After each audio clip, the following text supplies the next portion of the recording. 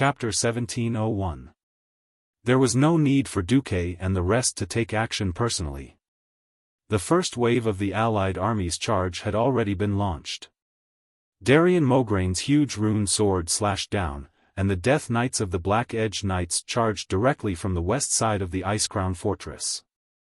The steep mountain terrain could not stop the skeletal warhorses under them from leaping over cliffs as if they were walking on flat ground. As long as it was not a 90-degree vertical slope, these undead horses could perform acrobatic moves under the mental control of the man and horse as one. On the east side, the Silver Hand Knights also launched an attack. This was because the two gods of the Silver Hand, Gavin Rad and Theon, wanted to join the hero squad.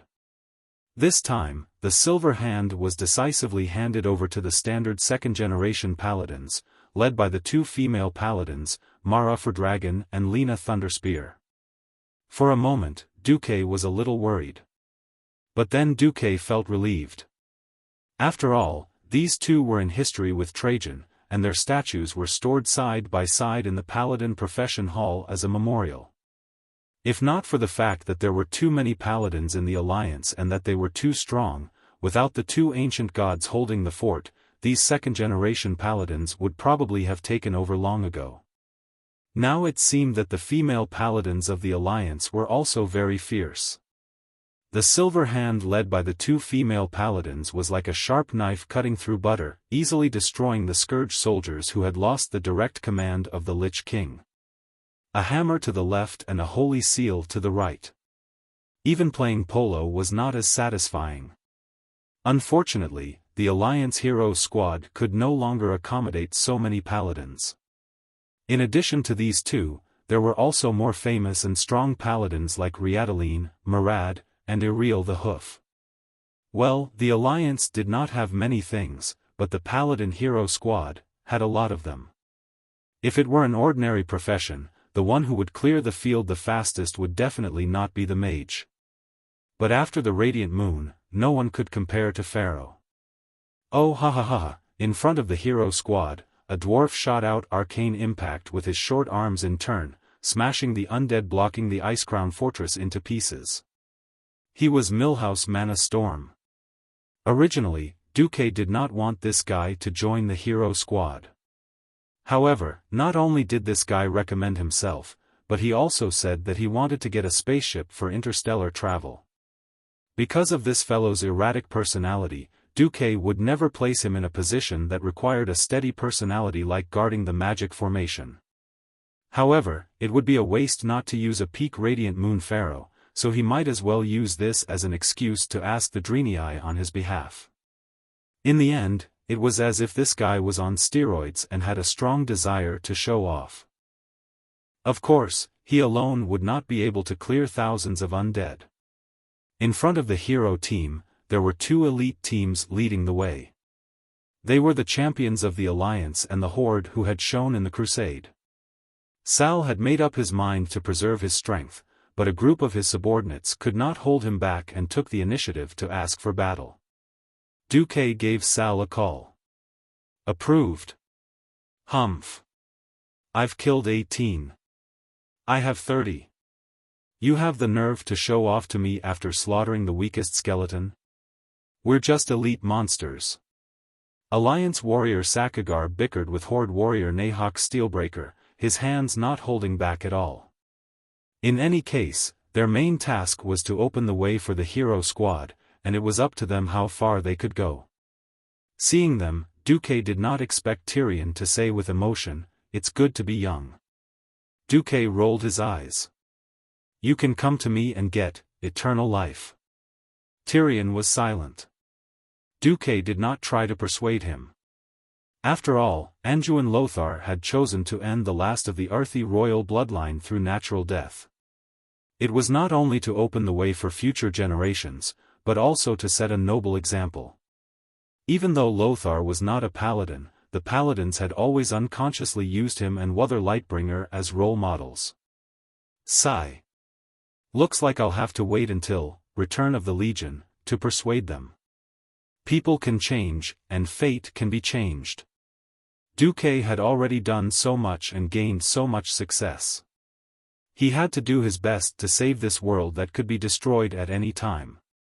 Walking up the long staircase sandwiched between two high platforms with goat horns, they stepped onto the huge platform that overlooked half of the ice-crowned glacier.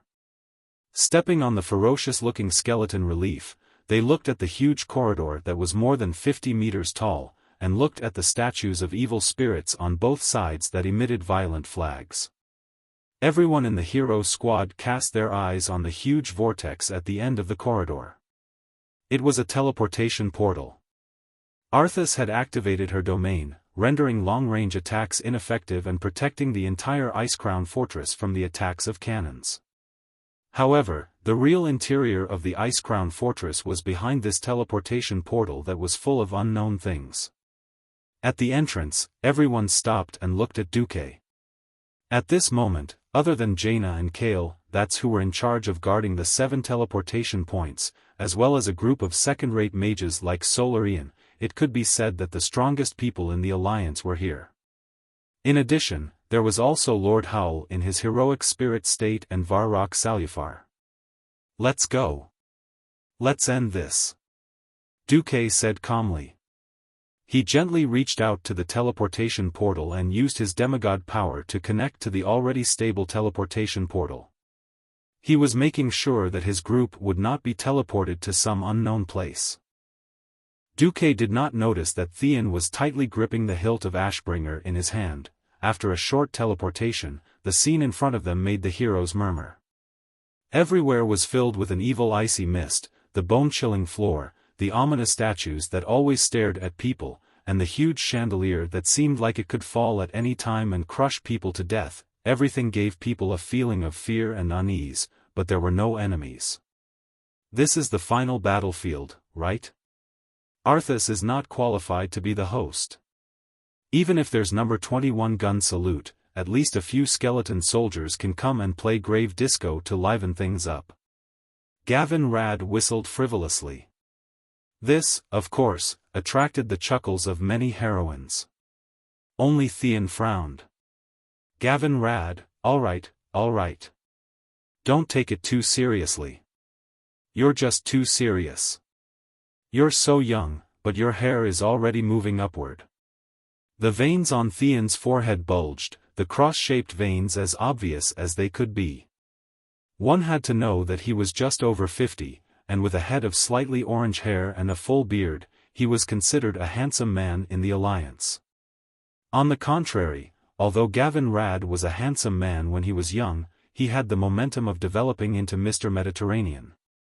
If not for Duque teaching him to tie his hair in a bun, his image would be ruined. Just as Theon was about to explode, he suddenly remembered and smiled bitterly. "Thanks, brother." Chapter 1702. Those who were not directly involved would never understand the friendship between the 5 silver saints that people spoke of. This relationship had spanned a quarter of a century and had never faded, let alone been forgotten. As staunch believers of the Holy Light, they had wondered if they would die before they could fight the orcs and be destroyed by the high concentration of the Holy Light. After all, at that time, the Holy Knight was only a profession that existed in the theories of Archbishop Alonso's Fail. Azeroth had been recorded for 2,800 years. Was it that easy to be the first in recorded human history? Absolutely not. On the night before the change, although they had absolute trust in Alonso's, they still followed their teacher's instructions and left a will. For the next 14 years, they fought on all fronts. They had thought that they would die on the battlefield, under the axes of the orcs, under the claws of the demons, or even under a terrible curse. But none of them had thought that they would die in the hands of their own disciple. Gavin Rad and Theon, the brothers around them, knew better than them how much Uther had invested in Arthas. The most painstaking teaching, the most magnificent teaching assistants, and the most perfect training lineup. What Uther wanted to teach was the perfect next generation of holy knights that combined all the strengths of the 5 of them. Unfortunately, with the success of Zul's plot, not only did everything come to nothing, even their most respected brother, Uther, was killed. Did they hate Arthas? The answer was absolutely yes. This was definitely not pure hatred. Because pure hatred would only make the holy light covered in dust. This would make them completely deviate from the path of the holy light. The four of them were more eager than anyone else to end things with Arthas, the Lich King. Even after the disappearance of Sidon and Turalian, Theon and Gavin Rad firmly believed that if they were still alive, they would definitely continue to have the same feelings. In the face of the impending danger of Azeroth again and again, they were willing to obey orders to deal with the enemies in front of them first. This did not mean that they had forgotten about Uther and Arthas, who was still at large. The Holy Knight was not a profession that used the holy light to encompass everything. In addition to holy and protection, the Holy Knight also had the most important punishment. There was also a key skill called reckoning. Yes. Today. Here and now. This was the day of reckoning for the four Silver Saints. Two stalwart figures walked in front of the group, one on the left and one on the right. One of them was carrying the door-like Ashbringer, and the other was carrying the harpoon-like Windchaser sword. The surging energy rippling from the two divine weapons seemed to confirm the excitement of their owners. Looking at them, Duque pursed his lips. Duque knew that he was not the star of the show today. There were no enemies in the cold and deep corridors and palaces. Perhaps, even Arthas knew that it was impossible for the Calamity soldiers to overwhelm this hero team with numbers. This was because Duque was one of the experts who had entered the Ice Crown Fortress. Along the way, Duque constantly relied on the system elf to analyze everything in this domain. He was surprised to find that Arthas didn't restrict his access to the elements, and even allowed him to extend the weave into Icecrown Castle. This made Duque deeply suspicious. What was Arthas up to? It was only after reaching the 5th floor that there were changes. Very abruptly, the scene in front of every hero's eyes was cut apart. More than 10 black lines cut everything in their field of vision into pieces. This wasn't an illusion. Space was really being cut apart. Protect yourselves. Duque shouted sternly.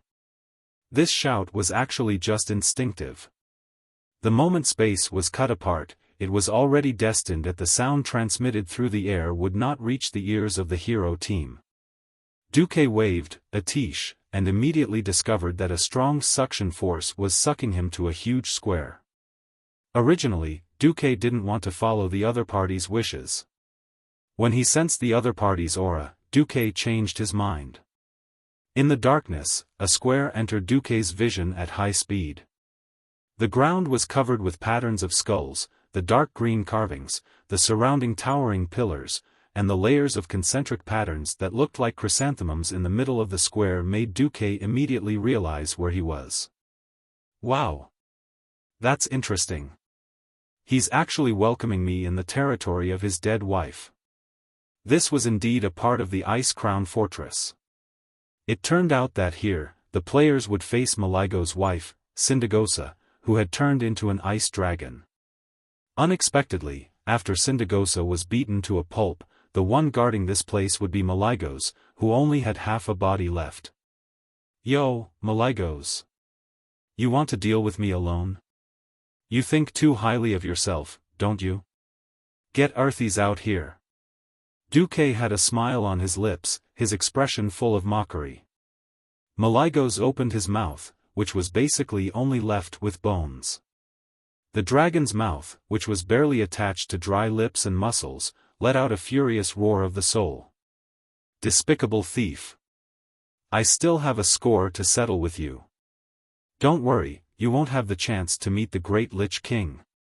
Faced with Maligo's anger, Duque didn't care. He scratched his head. If you can come at me together, why do you have to die one by one? You're courting death again. Maligos didn't fully understand what he said. But Duque's contempt was real.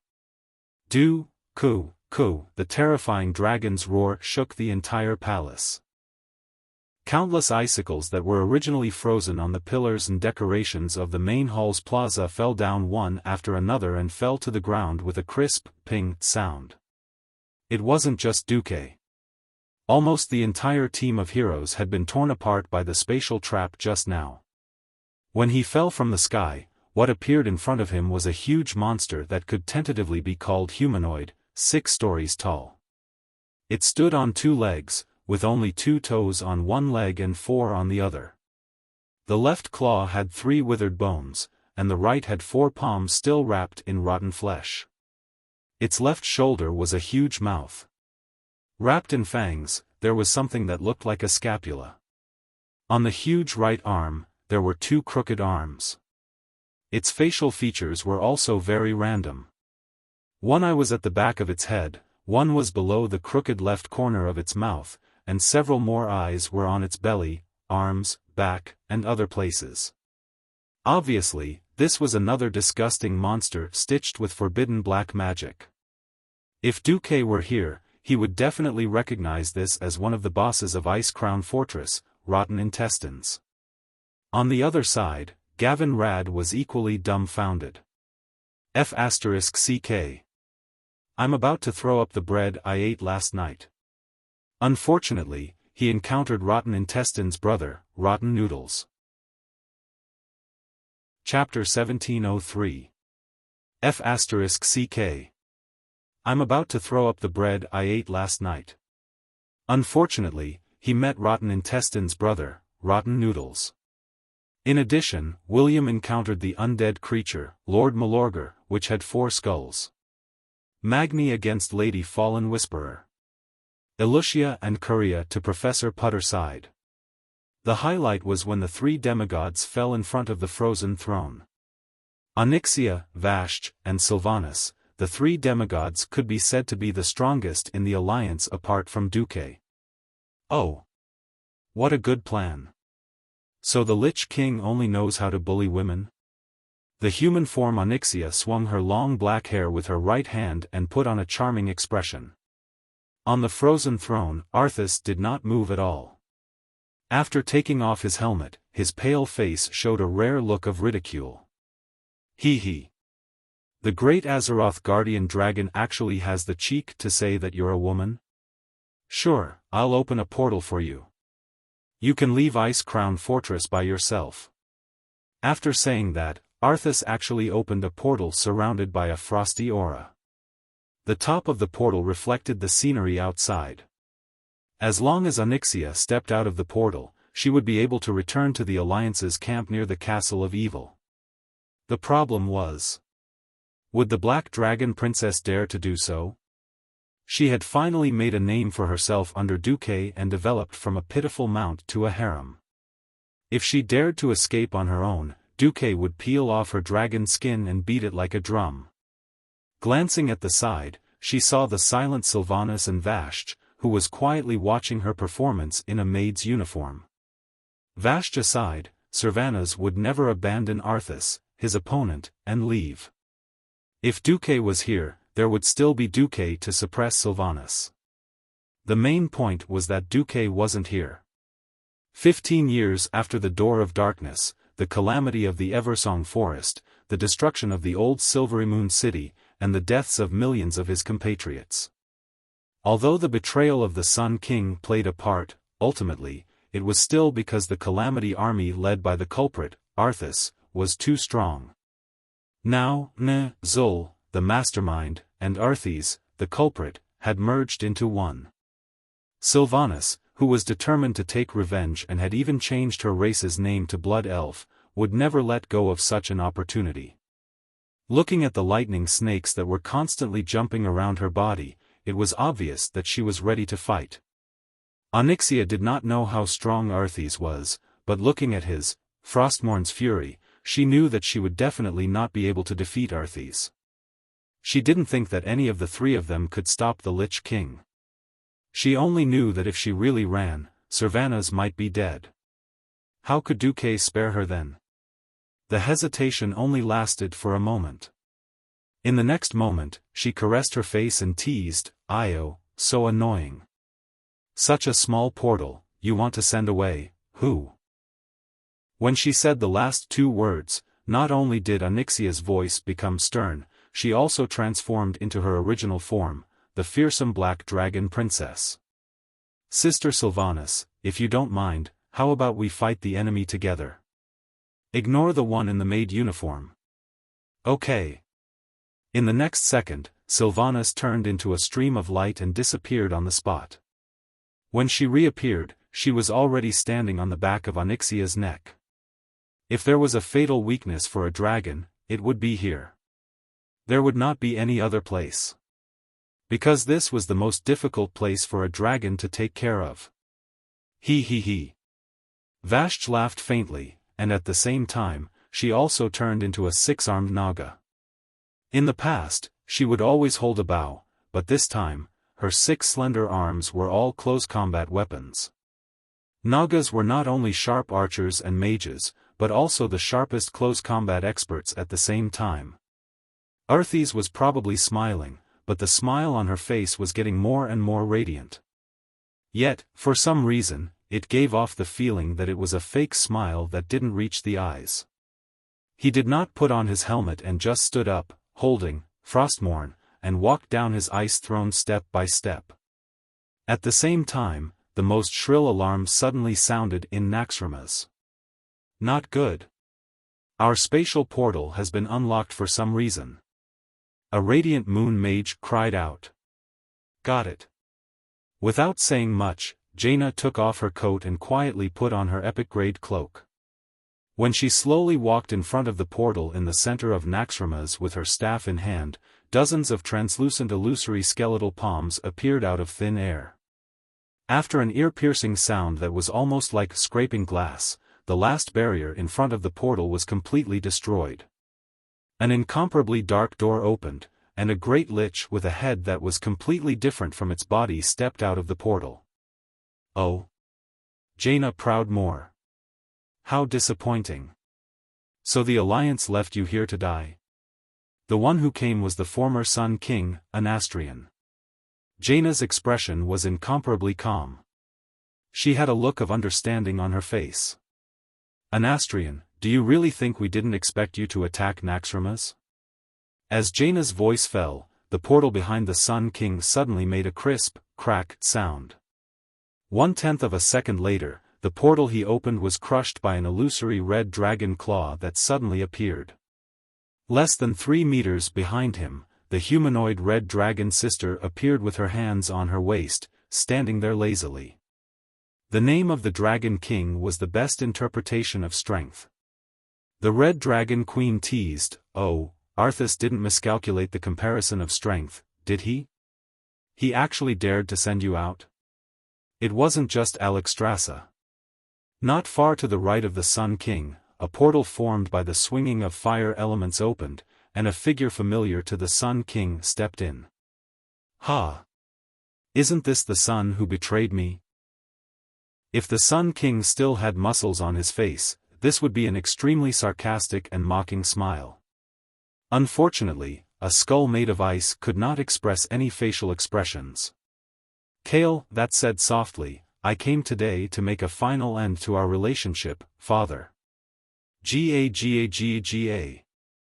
The sound of the ice skull's upper and lower jaws constantly opening and closing was quite unpleasant to hear. Anastrian laughed. "End it, no. My child, as long as you are my child for a day, you will always be my child. You can't get rid of the destiny that I have bestowed upon you." The Sun King spoke with such certainty that it gave Kale, "That's an ominous premonition." Could it be that this former father of hers had some sort of backup plan? Chapter 1704. Ha ha ha. Alexstrasza was the first to laugh wildly. Ha ha ha. Bones, so you didn't become a lich, but a clown? What a good joke. I haven't heard such a funny joke in 20,000 years. The red dragon Big Sis smiled beautifully. One could see the outline of her exposed abdomen. Jaina's face was cold, and she spat out her venomous tongue mercilessly. Enough.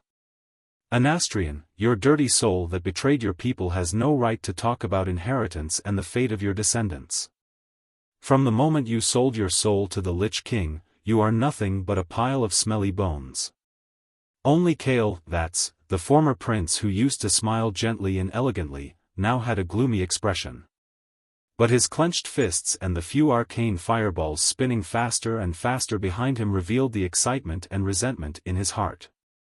Only the Sun King seemed to be sizing up his surroundings with the ghost fire in his icy eye sockets. The Red Dragon Queen finished laughing. She put her hands on her hips and raised her head. Did Arthas miscalculate something? Did he think that by giving you the skull of a divine artifact, he could make you a real demigod? Or do you think that you are my match? The Red Dragon Queen puffed out her chest proudly. As the leader of the Pentashade Dragon Kings, she had her own pride. She did not think that the Sun King was her match.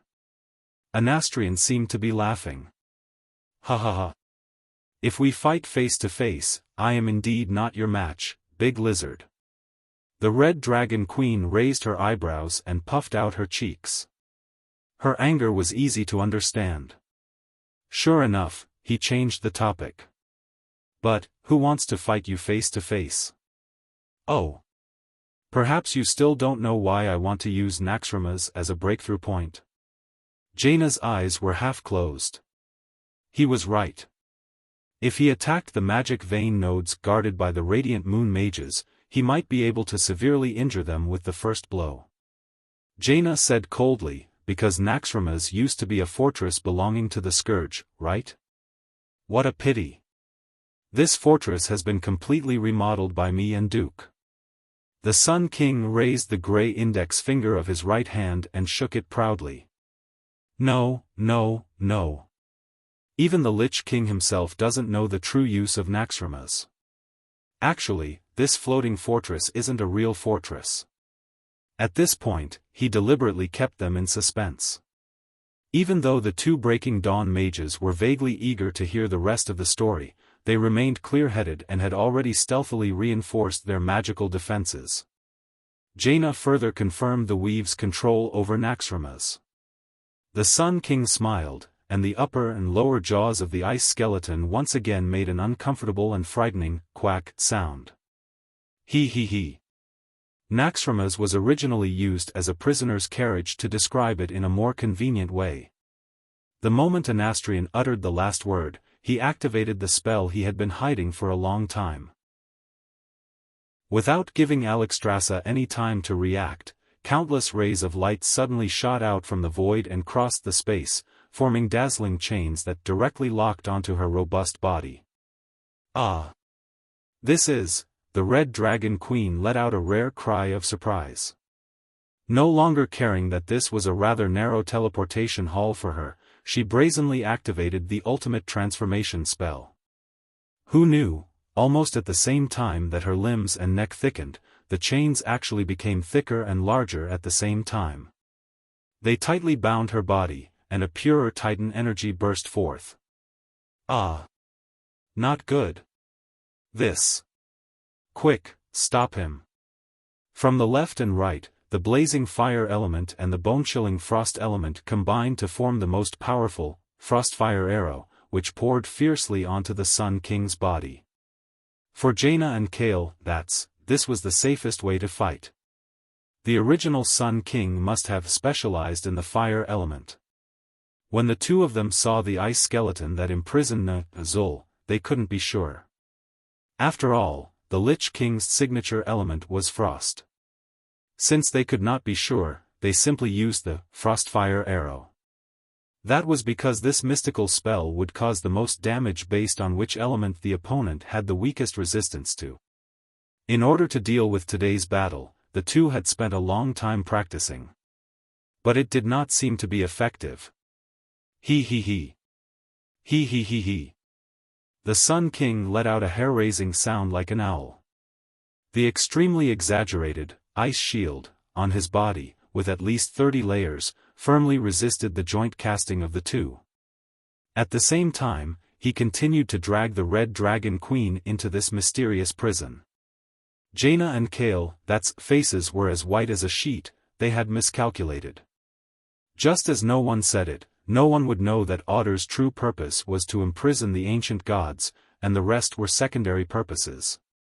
Used to seeing Naxxramas flying around as a flying fortress, who would know that this thing was originally used by the Titans to imprison dangerous species or local gods on a certain planet and transport them back to the Pantheon for research?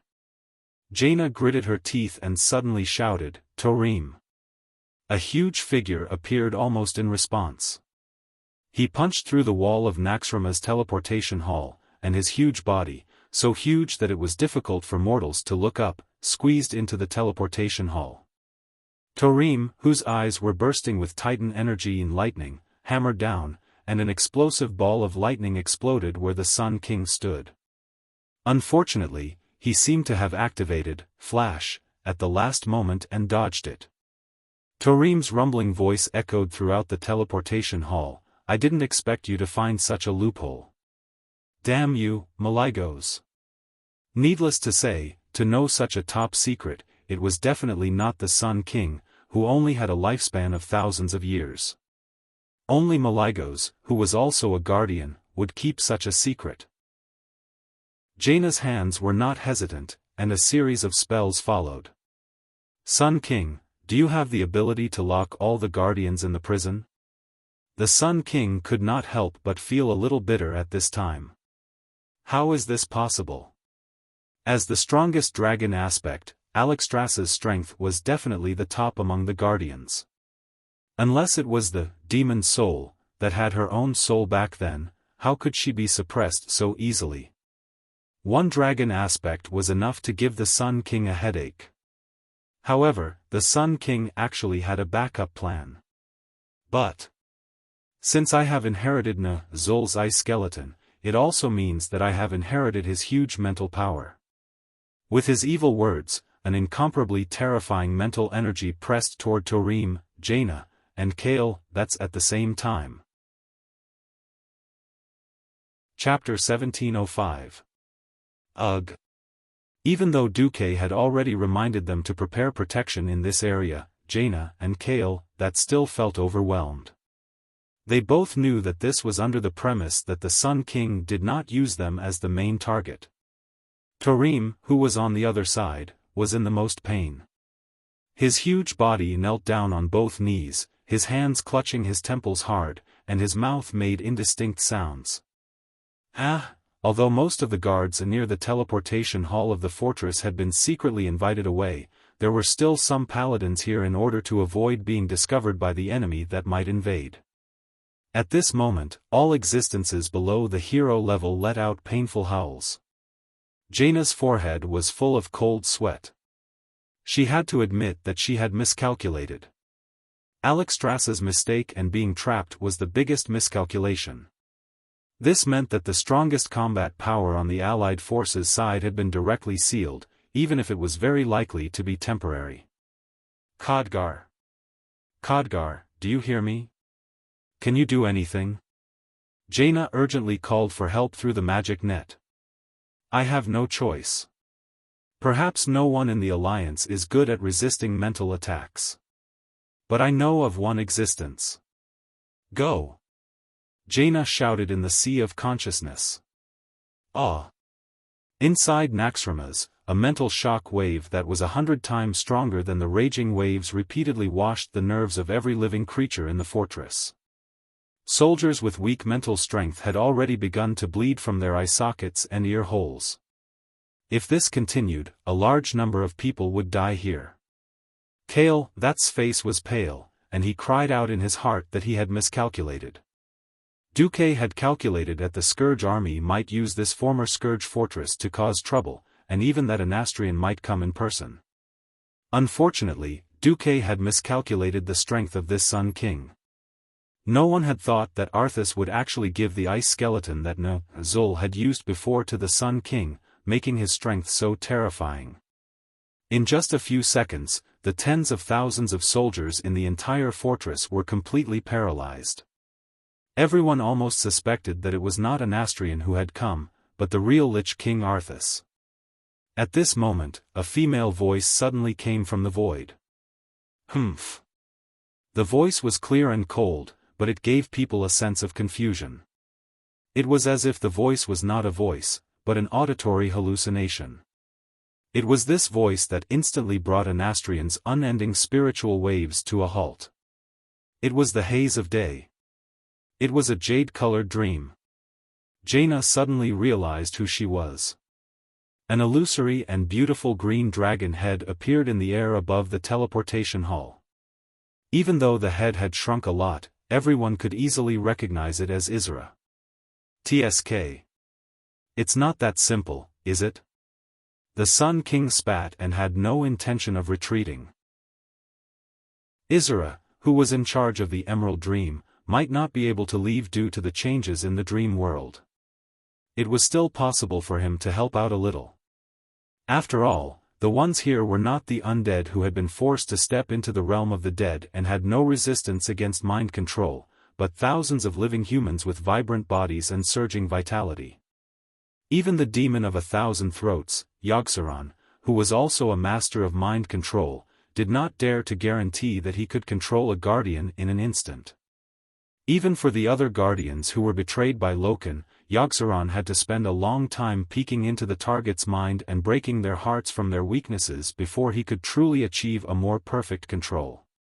You have no chance. What awaits you is only eternal annihilation. Isra roared. The green dragon mouth opened, and a rainbow-like dragon breath that kept changing colors crossed the void and shot towards Anastrian. Annihilation? No. The only ones who will be annihilated will be you stubborn living beings who resist to the end. As soon as he finished speaking, the upper and lower jaws of his ice skull opened and closed in a strange manner. It should be, laughing. A huge ice coffin appeared. The other two Breaking Dawn archmages wanted to treat it as ice barrier. No. Although they were both within the scope of magic, the nature of this huge ice cube was not that kind of thing. The Sun King's main body was like a salted fish sealed in ice. His entire skeleton was completely sealed by the ice, and every possible place where he could move was completely sealed. Jaina, Kale, Vats, and Khadgar, the three great pharaohs' faces paled at the same time. Using an ice coffin made of extremely pure ice elemental essence to seal himself in was not necessarily the best form of protection. Normal archmages could only maintain ice barrier for 10 seconds at most. The demigod Lich was obviously not restricted by this. As long as the outside world could not break through this ice coffin of such purity and hardness, he could basically stay in it for as long as he wanted. But everyone present could feel that the Sun King was using this method to protect his body. At the same time, he was spreading his spiritual power everywhere and beginning to invade the fortress magic net system. Stop him! Kale, That's shouted in shock. As one of the few pharaoh in the alliance, the former elven prince also used the magic net. After all, the magic net was too convenient and efficient. However, he was very clear about his own identity. So, although he had a very high level of use, he did not have the right to control it. The highest level of control of the magic net was naturally in the hands of Duque, and the second level was in the hands of Khadgar and Jaina. Now, they were shocked to find that Anastrian was actually thinking of Naxxrama's magic net node. They were really shocked and angry. The core of the magic net was in Karazhan, and the second-level nodes were Naxxrama's and the Dalajan. The main cities of the Alliance were the third-level nodes. If Naxxrama's was taken, and Duque was not there at this critical juncture, there was no guarantee that Anastrian would have an even bigger idea. He could use spiritual control to invade the magic net, and even control the entire magic net and Karazhan, which could be used as a channel to cross astral planes. Without Kale, That's reminder, Jaina was already doing it. But she retreated from the teleportation hall like lightning to a medium-sized magic control node at least a kilometer away from the central area. As soon as she entered the magic net, she found that she could not stop it at all. A human could coordinate and control their own hands and feet, but how many more hands and feet would they have? This was no longer a situation that could be described as flustered. Her mind was immersed in the magic net. Even though Jaina had extremely high authority, she could only command a few spiritual energy balls at the same time to attack, suppress, and counter the spiritual invasion of the Sun King. Now, there were at least 1,000 spiritual attacks on the magic net at the same time. Even though this was the control node on the periphery of the magic net, Jaina already had the illusion that her territory was falling inch by inch, and she could do nothing about it. Chapter 1706. Multitasking. Multitasking. Multitasking. These were the same concepts, but they were on completely different levels. At best, Jaina could multitask. Dealing with 10 or so people at once was already her limit. Karthika had been dead for 26 years. He had been shocked by Duke's 100 hands, and by spreading out his spirit to read multiple books in Karazhan's library, he had trained his spellcasting abilities. After so many years of training, Karthika had turned himself into a super spirit world creature that could do hundreds of conflicting things at the same time without messing things up. Karthika's abilities were already very exaggerated. What was more hateful was that the ice skeleton kill Jaden had personally created gave Anastrian the ability to control more than 1,000 spiritual energy beams to attack the weave. No! We can't hold on any longer. In the weave, Jaina and Karthika cried out in despair at the same time. Karthika had called for help, the Dark Witch Farina and the Great Astromancer Solarian. Not enough. A drop in the bucket. Jaina gritted her teeth, open up access to all Morning Star and above wizards in the Alliance, and ask for their help. Don't hesitate. No matter how bad it is, it's better than being taken away by Anastrian. At most, I'll go ask for forgiveness from Duke. Jaina made the final decision. In the next second, Jaina's voice rang through the entire weave, I am Queen Jaina Proudmoore of Kul Tiras. The weave is now under attack by the former Sun King, Anastrian Sunstrider. I request all weave users to help repel his attack. On the other side, Jaina was trying her best to resist the Sun King's spiritual attack. On the other side, Kale had summoned his phoenix. He risked self-destruction to merge with his phoenix once more, obtaining the power of a demigod. This was because his dead father's ice coffin was getting bigger and bigger, and he had no choice but to use high-purity fire elemental magic to resist the expansion of the ice. Beside him, Torim had already retreated. Under this level of spiritual attack, he could not do anything at all. That damned lich! Torim cursed fiercely. This was because the flaw in his mind had already been found, and the illusion of his deceased wife was constantly attacking his spiritual sea. It was unknown if Anastrian had been forced to switch from playing with fire to playing with ice, resulting in some unknown flaw. He also attacked Kale but his mental attacks were mostly neutralized by Kale blazing mental fire. The situation suddenly entered a stalemate. Otter's guardians were all mentally flawed. If Torim could not handle it, then the other three were even more so. It would be hilarious if Freya were to come up and be forcibly controlled to betray them. It wasn't an exaggeration to say that the Sun King alone was holding up 6 demigods and 2 Breaking Dawn powerhouses. Perhaps we've all underestimated the Lich King. Jaina could not help but think of her childhood friend. The fierce battle continued in Ice Crown Fortress. Be careful. Just as William shouted, Valilla, who was beside him, leaped away. Almost at the same time that the female elf dodged, a terrifying storm descended. Lord Malorger, an undead creature with green soul matter as its core and white bones as its support, brazenly unleashed a skill similar to Whirlwind Slash. The white bone spikes that were fixed on the soul energy ball suddenly opened up and spun at a high speed. It looked more like a terrifying blender. Everything that was touched by the white bone would be crushed into pieces. What made William's scalp tingle was that after Lord Malorger unleashed Bone Storm, he was advancing towards Brawl Bearskin, who had just been hit by a huge Lord of Calamity's thorn. A huge bone spike had pierced through this elven druid's waist. It was unknown if Brawl's internal organs had exploded. No matter who it was, being pierced through the abdomen by such a 2-meter-long bone spike that was as thick as a human thigh would definitely be in excruciating pain. Even under such extreme pain, Brawl was still yelling for William to ignore him. William gritted his teeth and leaped high, finally using his precious leap slash skill to smash the bone spike on Brawl's body. Actually, he had unknowingly made the right decision. Almost at the same time that he destroyed the bone spike, Brawl rolled to the side and dodged the bone storm of the undead leader. Blood splattered all over the ground, and William could see an organ that looked like a pig's kidney almost falling out of the big hole in Brawl's waist. Brawl's eyes were sharp, and he quickly scooped it up. No need to look. He won't die just yet. Valilla pulled Varian back. Although Brawl's face was extremely pale, his chanting and his hand gestures were not messed up at all. A ball of emerald light rose from his palms, and he pressed it onto his abdomen.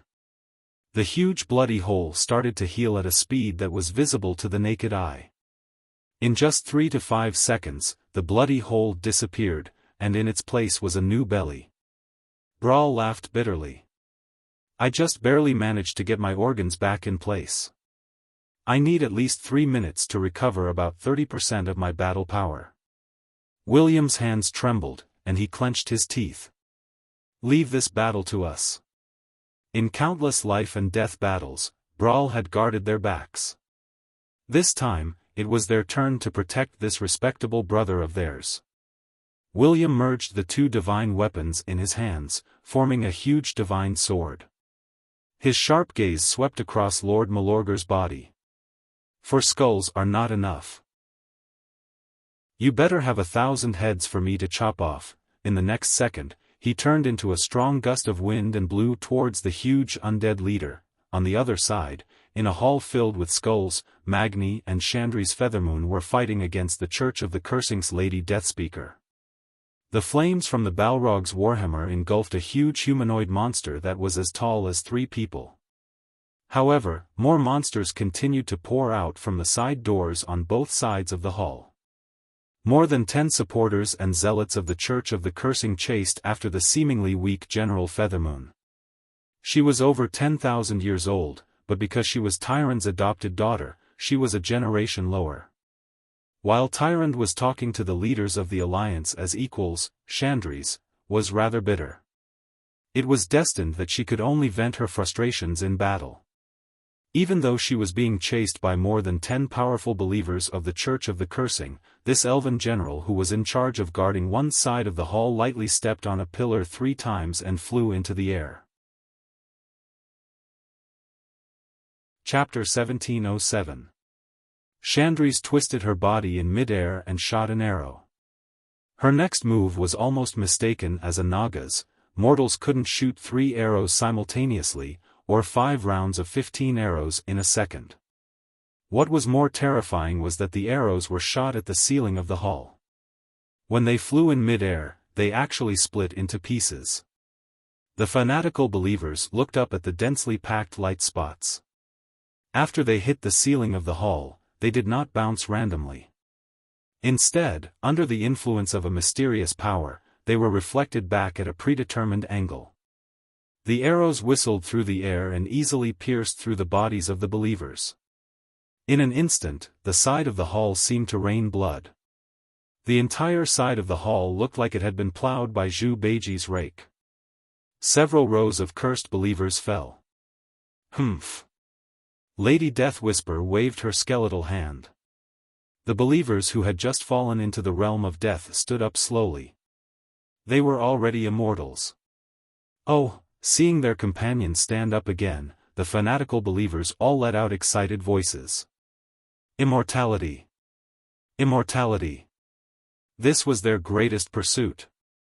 The Feathermoon general sneered at the brainwashed undead.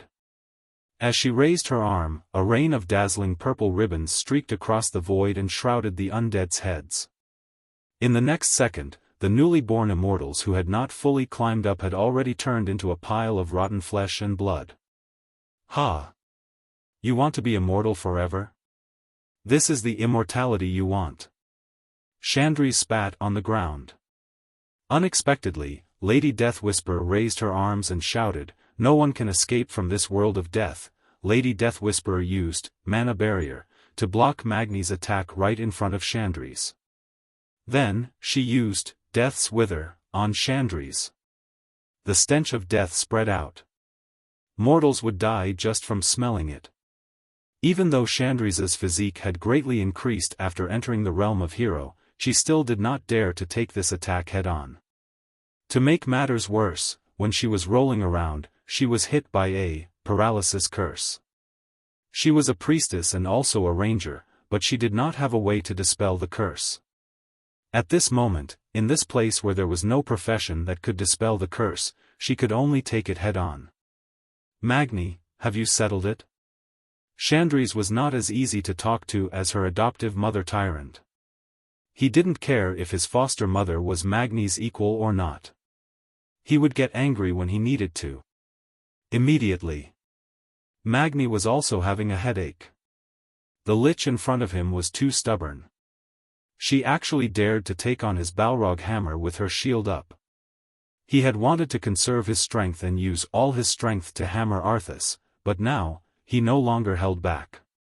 He crushed a bead in his pocket. This was a treasure the rock guardian Alcavan had given him, and it was filled with the purest earth element. Hiss, Magni was on drugs. The dead shorty had become a big shorty. Its body was as large as a giant's, and it possessed unparalleled and terrifying strength. Combined with its massive burning war hammer, Magni Bronzebeard had directly taught Mistress Deathwhisper a lesson. Xiao. Her powerful, frost arrow, originally had terrifying lethality against any close-range combatant. At this moment it was completely impossible. Bam! The shield was destroyed with a single strike. Bam! 2 strikes knocked them over. Bam! 3 strikes whipped the corpse. The opponent who seemed to be evenly matched just a moment ago was defeated by Magni in 3 moves. The disciples of the cursed god sect were scared out of their wits. When they screamed and tried to run away, Chandri shot them to death like she was shooting rabbits in a hunt. Every corpse was given a small bottle of holy water, and the corpses started to have an unexpected, chemical reaction. The corpses, whose souls and bodies had been corroded by the darkness, started to melt as if they had been poisoned by the corpse-dissolving water. Everything was done. Chandri's looked at this giant that was 3 stories tall, and his width was even greater than his height. She couldn't help but put her hands on her waist and scolded, "Hey! Why didn't you use it earlier? Hurry up and become small. We don't know what's going on with the others. We better hurry over." Magni glared. "It's not that simple. I have to expel the earth element out of my body if I want to become small. Once I do that, I won't dare to absorb it again. If the earth element is contaminated by the shadow energy, I will turn into a large death knight and smash you in the face." Chandri's looked at the entrance of the hall that was too narrow for Magni and curled her lips. She was clearly saying, "Do as you see fit." Magni rolled his eyes. He could only expel half of the earth element. In the middle of the Ice Crown Fortress, King Varrock Salyafar was swinging his axe and smashing his son, who had become a Scourge Death Knight, at Drano Salyafar.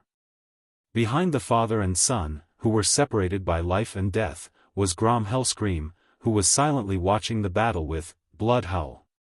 Lord Howl was silent. The father and son before him represented the greatest sin of the Scourge army. It was already sad enough that the old had to bury the young. Now, the father had to bury his son again and destroy him with his own hands. Ignoring the continuation of life and trampling on the ethics of the human world, this was the Lich King's doing. Grom basically didn't make a move unless he saw the mutated, blood fiends, summoned by young Xiaofan. These inferior monsters could bully professionals who had just stepped into the realm of heroes, but against a top-tier hero like Grom, it was a piece of cake. What was even more amazing was that young Xiaofan was a typical, blood, death knight. His moves were useless against Lord Roar, who was a pure energy creature. This gave Lord Hull more confidence to hold the line for Varrock. For the Lich King, poor child, not every small battlefield was dominated by the allied army. There were clear victories, and naturally, there were also those who were at a disadvantage. Although the allied army was the cream of the crop from tens of millions of people, those who could obtain a place in the Scourge army, which had hundreds of millions of undead soldiers, were not weak either.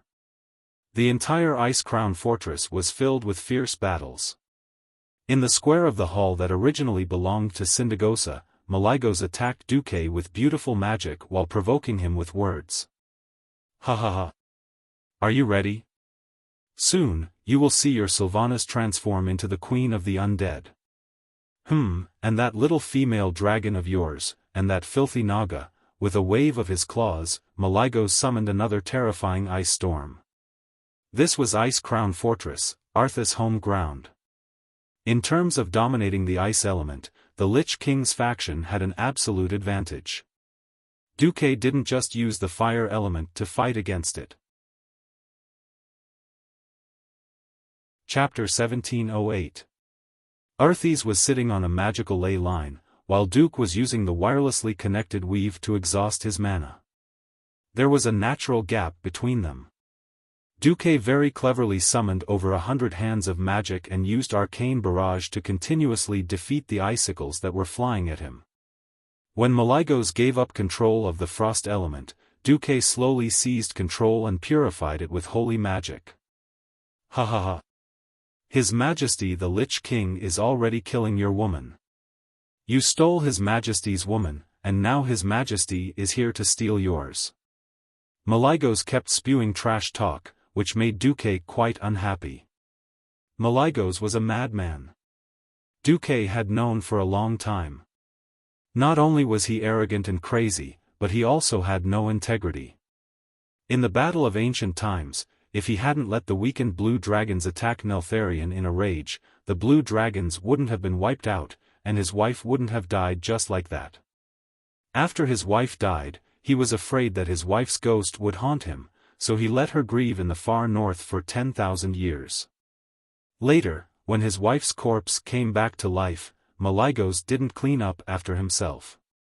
Instead, he had sex with a red dragon girl who could be his daughter in the magic pivot. He even played sadistic games and tortured her into insanity. Duque never knew why there were players who liked Malygos before he transmigrated in his previous life. Anyway, this guy might have been a bit like a dragon king before the battle of ancient times. After that battle, this guy didn't do anything good. Even in his experience, Duque couldn't find anything excusable. Malygos's mouth really angered Duque. Wasn't Duque afraid that Sylvanas would become the undead queen again? Yes. Of course he was. Before he transmigrated, Duque still had some longing for the valiant Sylvanas who wasn't queen, but now Duque didn't think about it at all. Who would want the woman who had been by his side for so many years, who was connected with him, and who was even willing to have children with him to suddenly become a cold and terrifying corpse? Get lost. Only a moron would be willing. To be honest, Duque couldn't wait to destroy Arthas as soon as possible. He wanted to completely eliminate this terrible possibility that was infinitely close to zero. There was a moment earlier when Duque still had a chance to break through Arthas's trap, or at least bring Sylvanas back to his side. But when Duque discovered that Sylvanas's fighting spirit had skyrocketed after sensing Arthas's aura, Duque decided to give up. If you love someone, you must accept all of them. Duque looked forward to the Queen of Greece who seemed to have walked out of the illusion into reality. He loved her courage to take responsibility for what she did and her courage to break free from her fate in the face of adversity. Naturally, he had to accept her anger and hatred. Not only Queen Sylvanas, but the Windrunner sisters would never let Arthas go. However, eldest sister, third sister, and fourth sister buried this hatred deep in their hearts, while Sylvanas showed it all on his face. Let her be. If she didn't try, if she didn't do her best, she wouldn't give up. The only question now was, would Arthas defeat Queen Sylvanas first, or would Duque take care of Malygos first? After a few minutes of probing, Duque had a rough understanding of Malygos. Among the undead dragons, bone dragons that fought with basic instincts and under the command of high-level undead were the weakest. Because after losing their elemental dominance and spellcasting abilities, bone dragons seemed very strong, but in reality, they couldn't even beat a living dragon of the same level. After all, muscles and tendons were quite obvious bonuses for a dragon's melee attacks. One level higher were ordinary ice dragons. They already had bones, and because they still retained a relatively complete soul, they could control the elements and release simple frost dragon breath. Among the undead dragons, one level higher were like Sindagosa. Although she had lost the ability to think independently, 10,000 years of hatred made her soul extremely powerful. Magic was based on the existence of the soul. The strength of the soul also led to the improvement of spellcasting ability. If not for Malygos, the one standing in front of Duque today would have been his dead wife, Sindagosa. And the highest level was undoubtedly an undead dragon like Malygos. Because Draculic specialized spellcasting abilities, the price they had to pay was that they couldn't preserve the power of melee to the greatest extent. For the blue dragons that relied on spells to survive, this was the best choice. If not for the previous interception, which cut Malygos' body in half and intercepted the Titan runes, Malygos in the form of a Draculic would probably be even more powerful. Frankly speaking, even with a large number of Titan runes, in the elemental domain, Duque really didn't dare to say that he could suppress Malygos, who had the geographical advantage. Perhaps this was the main reason why Arthas had specially sent him to stall for time. Ha ha ha. Hate your powerlessness. Lament that your women are going to become undead. Duke Marcus, this is your punishment for offending me. Once I kill you, you and your women will become my slaves. I will torture you. I will torture you for 10,000 years. Malygos, who was in a state of madness, kept shouting. Duque didn't know if he should curse at the Blue Dragon King who had completely let himself go after the fall. In the sky, the dancing snowflakes quickly gathered at one point under the Draculica's control.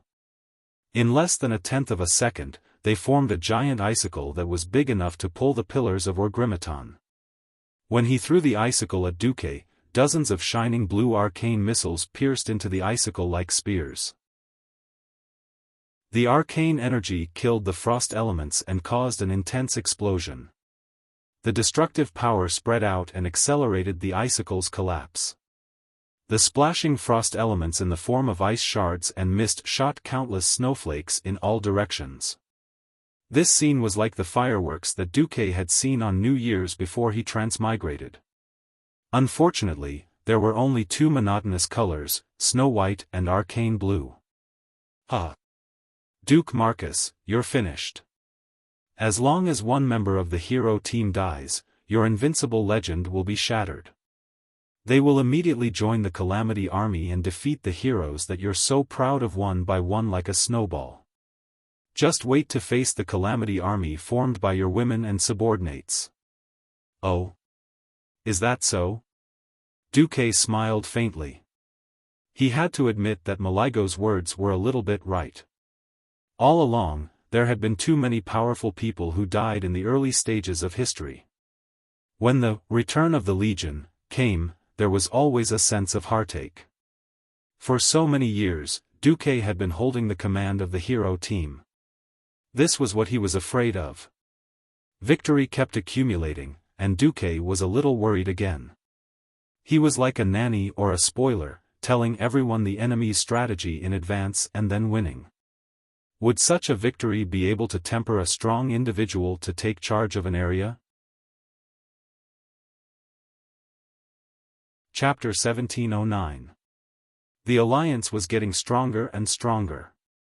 However, after Duque came to power 15 years after the Dark Portal, the new ballads that were sung in the taverns lacked a sense of history. A victory without sacrifice could preserve vitality to the greatest extent, but on the other hand, it couldn't sharpen the strongest will. Gradually, Duque discovered that there was an uncontrollable blind optimism in the upper echelons of the alliance. Yes, the 3 leaders of the Burning Legion had fallen, or at least that was what it looked like. The 2 ancient gods had also been defeated. What could stop the alliance's hero team? No one said it, but that was what they all thought. In such a good situation, it seemed that everyone was a little complacent. Duque couldn't imagine what would happen if they continued to maintain this mentality when facing the Burning Legion's apocalyptic attack. But he couldn't deliberately lose a battle of this level. He could only hope that there would be a suitable battle. It was difficult. Phew. Letting out a long breath, Duque's eyes became determined. He understood his future path a little bit, to delegate power and let the leaders face the storm alone.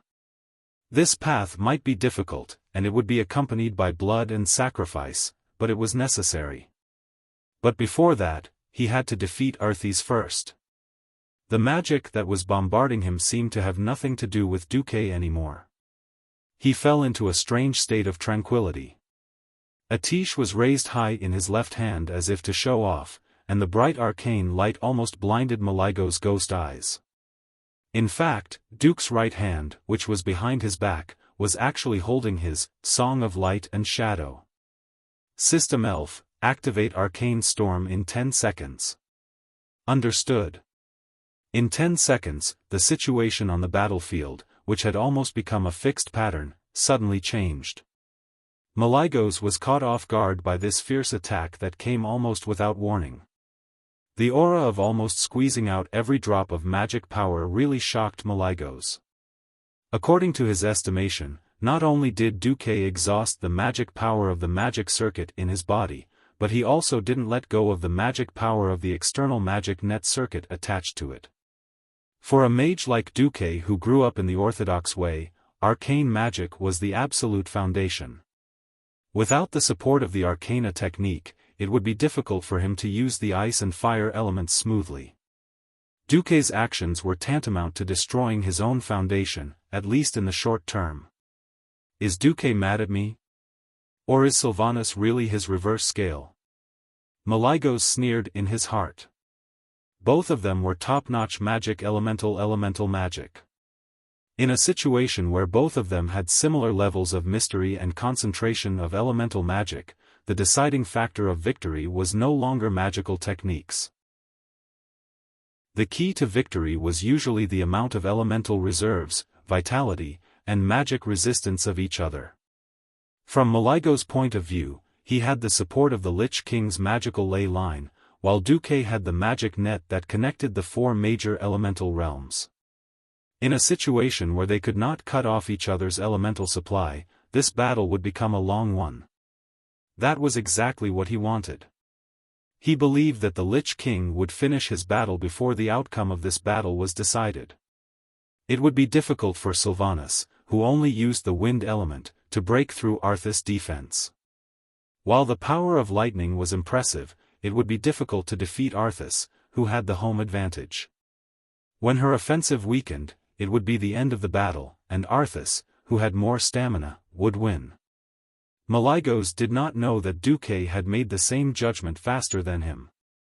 Tens of thousands of arcane energy beams, which looked like turbulence but were actually precisely calculated by the system, shot out in less than 1/100th of a second. They collided with each other, and then bounced out at all kinds of unimaginable angles like pinball balls. Faced with such an exaggerated and seemingly chaotic group attack, Maligos did not react at first. He thought that it was absolutely random. That was until he saw, to his shock, that the ice storm he had pushed out to meet the arcane storm was easily destroyed. Every ice prism was blown up by an arcane energy ray that was shot at the most scorching angle at the most precise angle. Be it large or small, the ice elemental clusters were all scattered, turning into true elemental turbulence. For the first time, Malygos found that he had lost control of his large-scale spell. The ice tornado, which should have been spinning wildly in a clockwise direction, suddenly showed signs of collapsing. Left with no choice, Malygos roared and stretched out his claws, using almost all the ice elemental clusters he could summon at that moment to pour into the ice tornado in front of him. Under his all-out attack, the ice tornado, which had been slightly scattered and shrinking, expanded again. Its size was at least twice as large as before. But Malygos immediately realized that something was wrong. The arcane storm's energy beam was still spicy and tricky, but the total amount of arcane elements injected was obviously not right.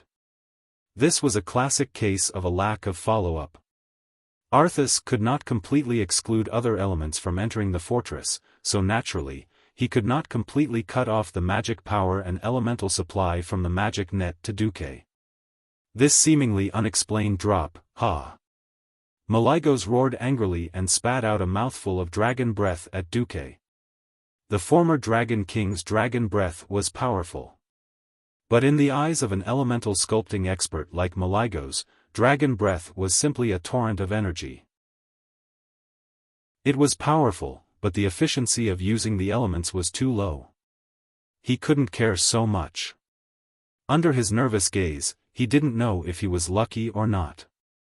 The dragon breath that gathered the incomparably pure ice elemental clusters was like a raging wave. It easily eliminated the interference of the large and small arcane energy beams and hit Duque, who was originally standing on the steps of the square. There was no ice barrier, no magic shield, not even a trace of panic. The moment before Duque was completely engulfed by the frost dragon breath, Malygos saw the mocking smile on Duque's lips. That was the smile of a cunning scheme succeeding. At that moment, Malygos felt that his heart, which had stopped beating long ago, seemed to have regained its vitality. Then, because of the most intense shock, it suddenly jumped. Not good. Malygos cried out.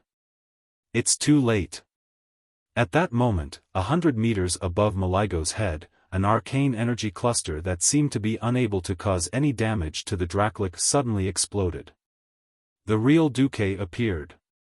At the same time, Duque shot out like a cannonball and crashed into Malygos at high speed. With a thought from the Dracolic, ice dragon ghosts of various sizes appeared in the void beside him. They opened their mouths and released countless powerful ice elemental magic attacks. These spells hit Duque, who was charging down at high speed. It was like a surging wave crashing into the bow of an icebreaker and then parting to the sides.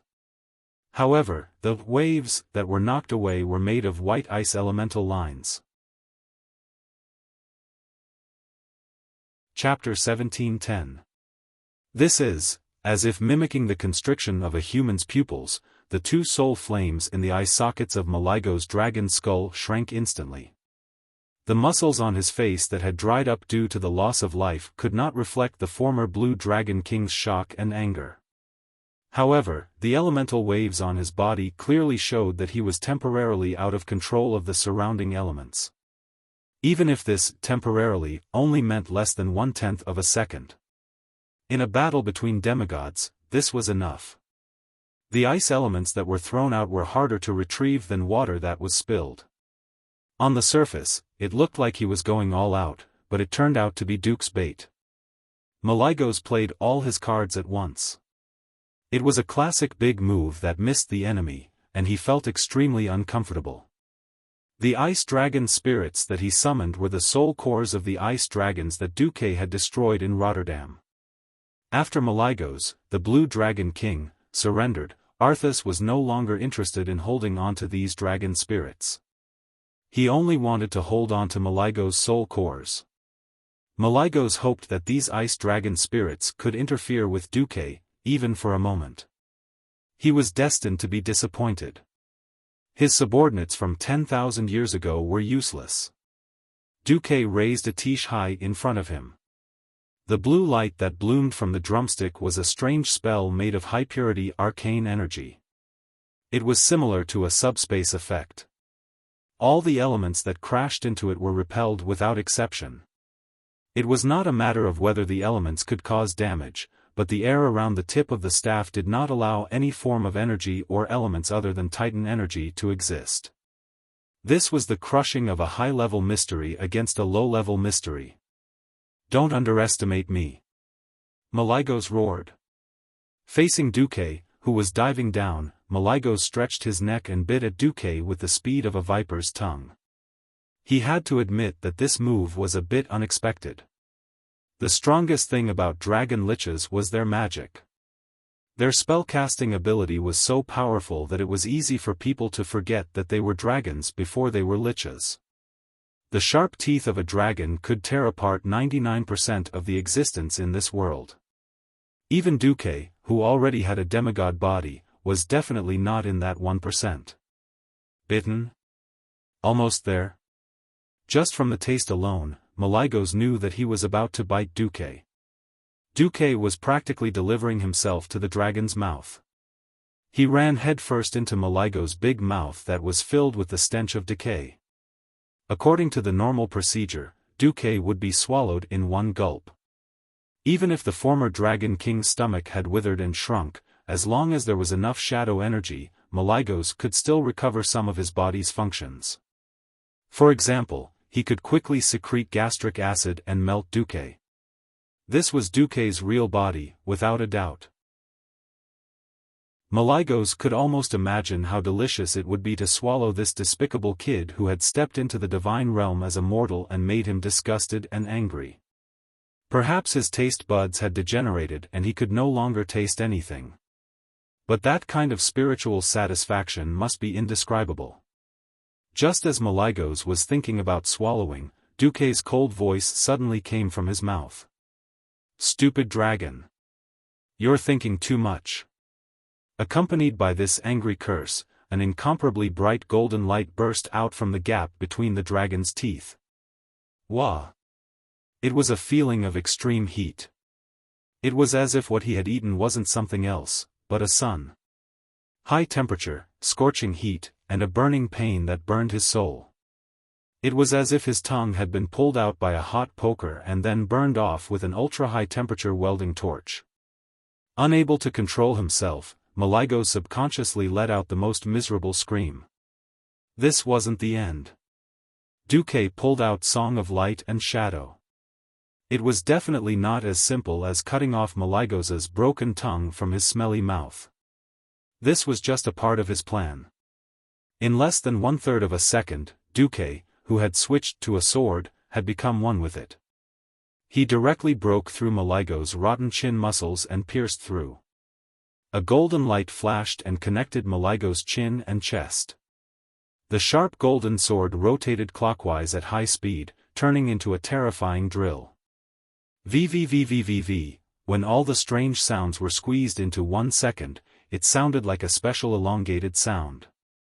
The sturdy dragon scales, dragon skin, and thick muscles that Malygos had been proud of when he was alive had weakened due to the passing of his life. These dull-toned items didn't even feel as good as a top-tier epic-ranked shield. As Malygos screamed and subconsciously retreated, Duque's divine artifact longsword finally broke through the rotten chest and pierced deeply into the soul core that was suspended in the middle of the chest, replacing the roll of the heart. Divine golden light, with a small amplitude of tens of thousands of times per second, fiercely attacked this big walnut that was condensed with the powerful power of darkness. The black soul core, which had been greatly strengthened by resentment, anger, and other negative energy, kept making its final struggle. Everything was in vain. The moment the blade of the divine sword passed down from the Pantheon temple touched the core, the result was decided. No matter how much it resisted, it couldn't escape the crushing of fate. Crack! In the soul world, what Duque heard was a sound that sounded like an egg breaking. Woo! In the end, Malygos let out a soul lament that wanted to cry out but couldn't. As the soul core was destroyed, it became smaller and more ethereal. Even after being cut in half, the huge dragon body quickly lost the ability to move. The former king of magic, lord of the blue dragons, and one of the 5 dragon aspects of Azeroth, Maligo's soul annihilation. It entered the chest and came out from the back. When Duque pierced through Maligo's body and stood 100 meters behind him, the huge rotten body collapsed with a bang, causing smoke and dust to fill the air. Duque didn't even look at it. As if mocking himself, he said, "Sigh. I still remember asking the guy next to me how to add talent points to a mage. What did that guy say? Add 1 point to something that will shine, then add points to charge, armor piercing, and fury. You'll be a good pharaoh." At that time, I thought it was a joke, but now I feel that what this guy said is the truth. They said that everyone was a noble pharaoh, using mystery and mysterious magic to determine the winner, and then fighting like hooligans, using melee combat to determine the winner. Just thinking about it was enough to make one drunk. Duque shook his head and spread his divine will, quietly casting his attention to the other battlefields. Chapter 17:11. Tyrion was fighting rotten intestines. As the wielder of Ashbringer, Tyrion's attack power was not low. Paladins were famous for being able to fight, carry, and heal people. Apart from a slight lack of mobility and low attack power, everything else was an advantage. Now, even his attack power had increased. This Tyrion Fordring, as long as he didn't encounter an enemy with high agility and running around, anyone who saw him would have to call him Grandpa. The title of Empress Dowager was not undeserved. Originally, it should have been easy for Tyrion to deal with a mutant monster leader. However, rotten intestines, as the boss used by the Scourge to hold the fort, naturally had its own uniqueness. Since Zul became the Lich King, the Scourge had been committed to various taboo experiments. Among them, the Plague experiment was the most fruitful. The disgusting thing about rotten intestines was that it would constantly make a fuss about poisonous gas. As soon as Tyrion was thrown in front of rotten intestines, the field had already been injected with orange withering poisonous gas. Even though Tyrion immediately stirred up the holy light in his body to purify the poisonous gas as much as possible, the effect was not great. If not for Dooku's invention of the Azeroth gas mask, Tyrion might have been kneeling by now. Even with the gas mask, he still felt that he was continuously being injured by the poisonous gas. The damage was divided into 4 states: high, medium, low, and none.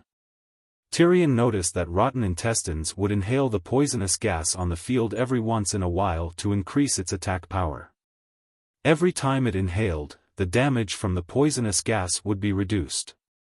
In contrast, after rotten intestines sucked up all the poisonous gas on the field, it would expel all the poisonous gas at once, causing huge damage to Tyrion in the form of a gas bomb.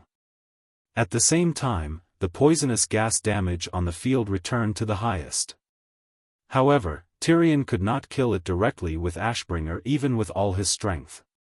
The deformed flesh that was born from countless taboo experiments contained unimaginable evil power.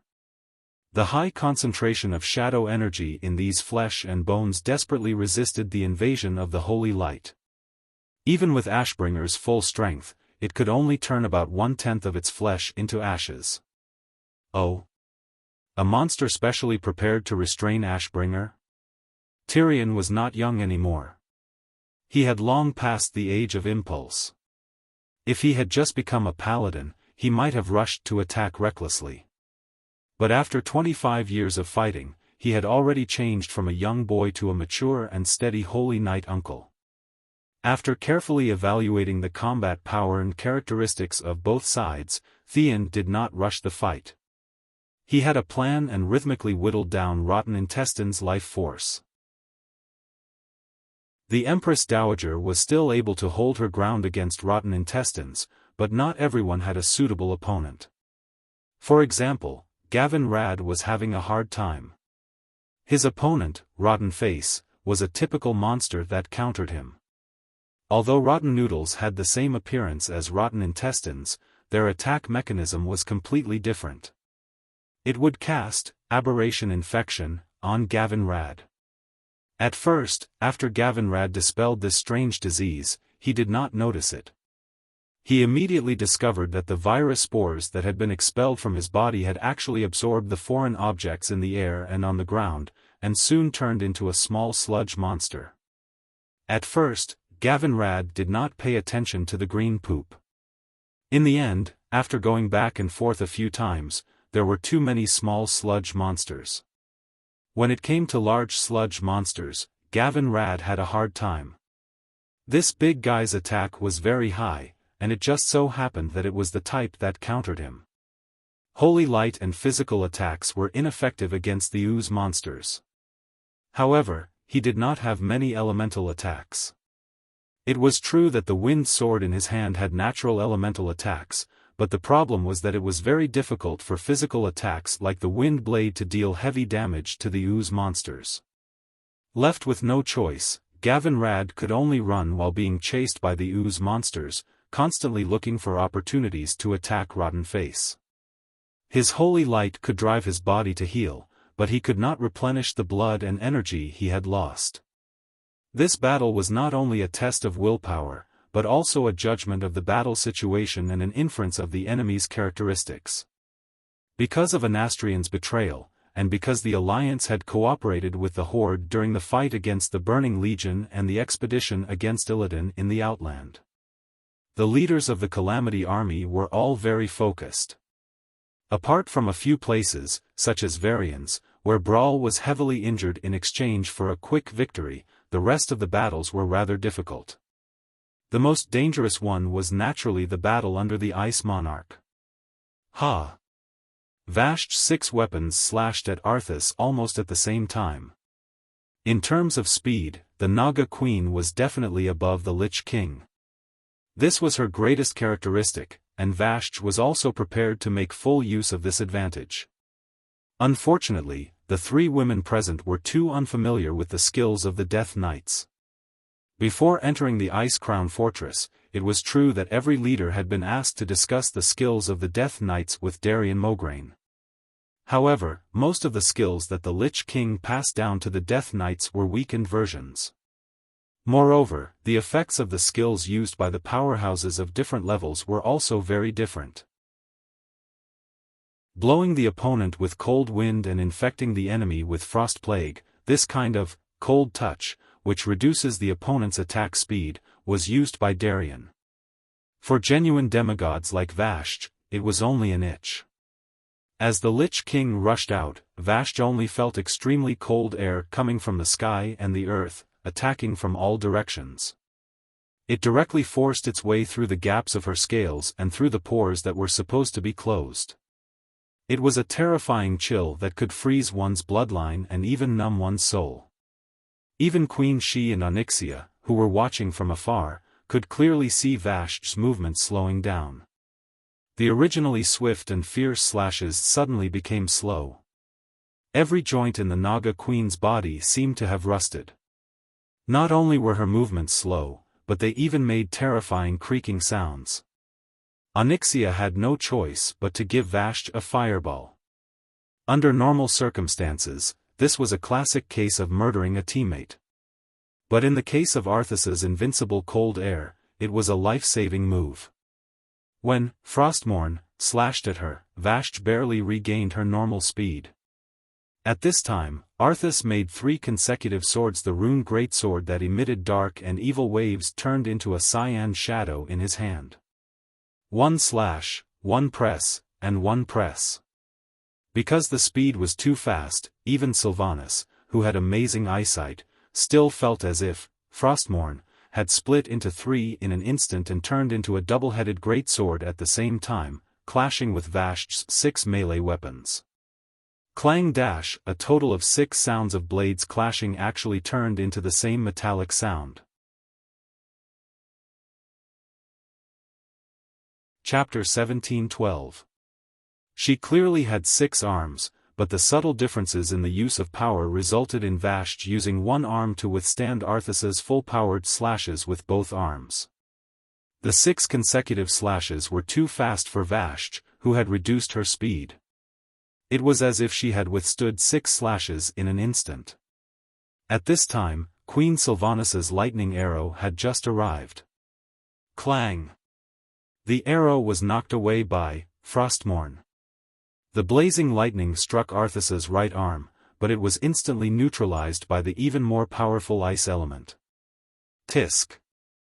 Vashj spat fiercely.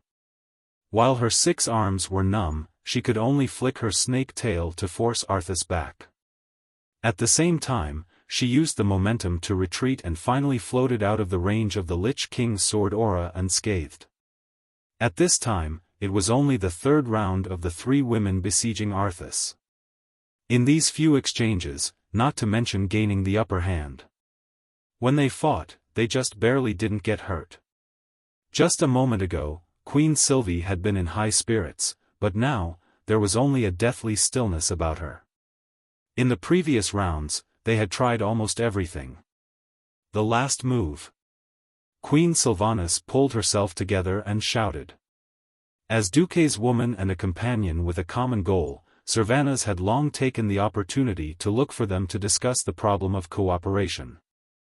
After all, demigods working together would have the best chance of killing an existence like Arthas, who stood at the peak of the demigod realm. Unexpectedly, she really used the biggest trick that she had prepared in advance. The storm was gathering. The wind rolled up, and in the blink of an eye, a lightning tornado appeared. It was not inferior to the ice storm, grim winter, that Arthas had conjured. In a moment, all the ice and snow within 100 feet of Queen Sylvanas were instantly annihilated by the intense pressure of the highly concentrated wind element. They were not crushed into powder in the physical sense, but forcibly annihilated into nothingness. Huh! For the first time, Arthas's eyes revealed a serious look. Glancing at Vashj, who had yet to attack, Arthas slammed Frostmourne into the ground. Strong, frost aura began to fill his body. Thunder rumbled, and a lightning arrow shot out from the divine artifact, Solidar Wrath of the Stars, aimed at Arthas' forehead. It was as if he wanted to blow up the Lich King's head. Unfortunately, the powerful arrow landed squarely on the ice wall of spiritual energy that Arthas had stirred up. Not only did it not break through, but a strong white light flashed out of the mist of spiritual energy and bounced the lightning arrow back. Sylvanas, who was flying at high speed with the Black Dragon Princess, was almost shot down as well. If it was just thunder, Queen Sylvie would not mind retrieving her arrows. Unfortunately, the arrow that bounced back had already been infused with an even more evil power.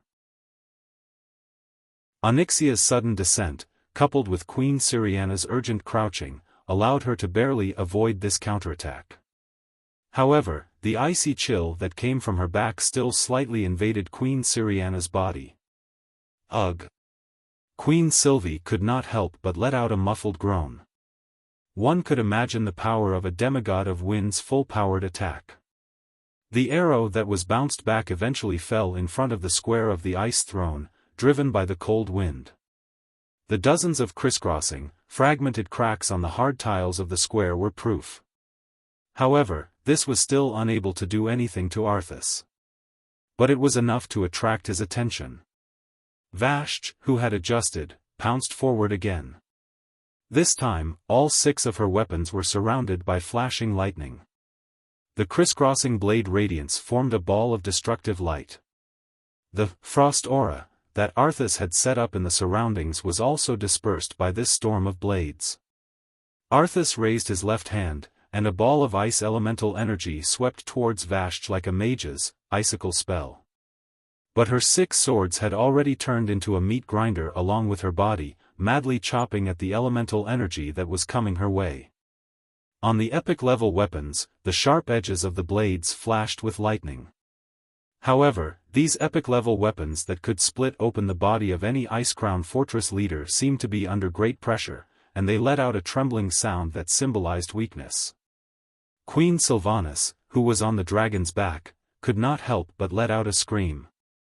At this moment, with a series of cracking sounds, those epic weapons that were incomparably precious in the eyes of mortals actually shattered like fragile glass at this moment. Not to mention Queen Sylvanas, even Vashti herself was stunned.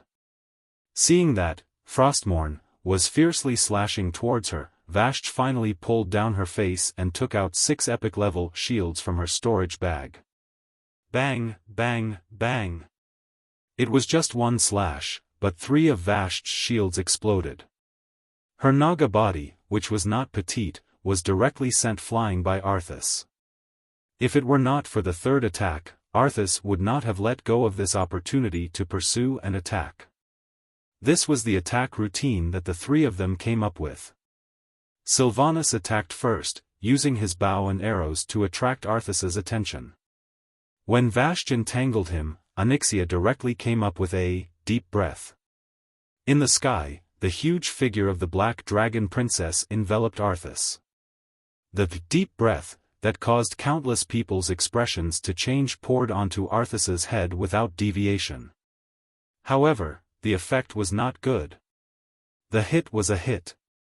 As soon as the fiery dragon's breath entered the frost domain around Arthas's body, it immediately disappeared into nothingness.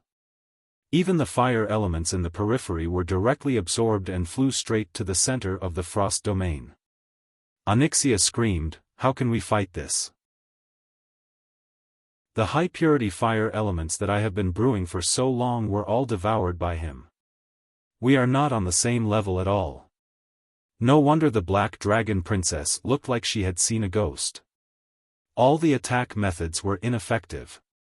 Anyone would not be able to help but curse. Vashti suddenly smiled bitterly. "Why do I feel like we are all fake demigods?"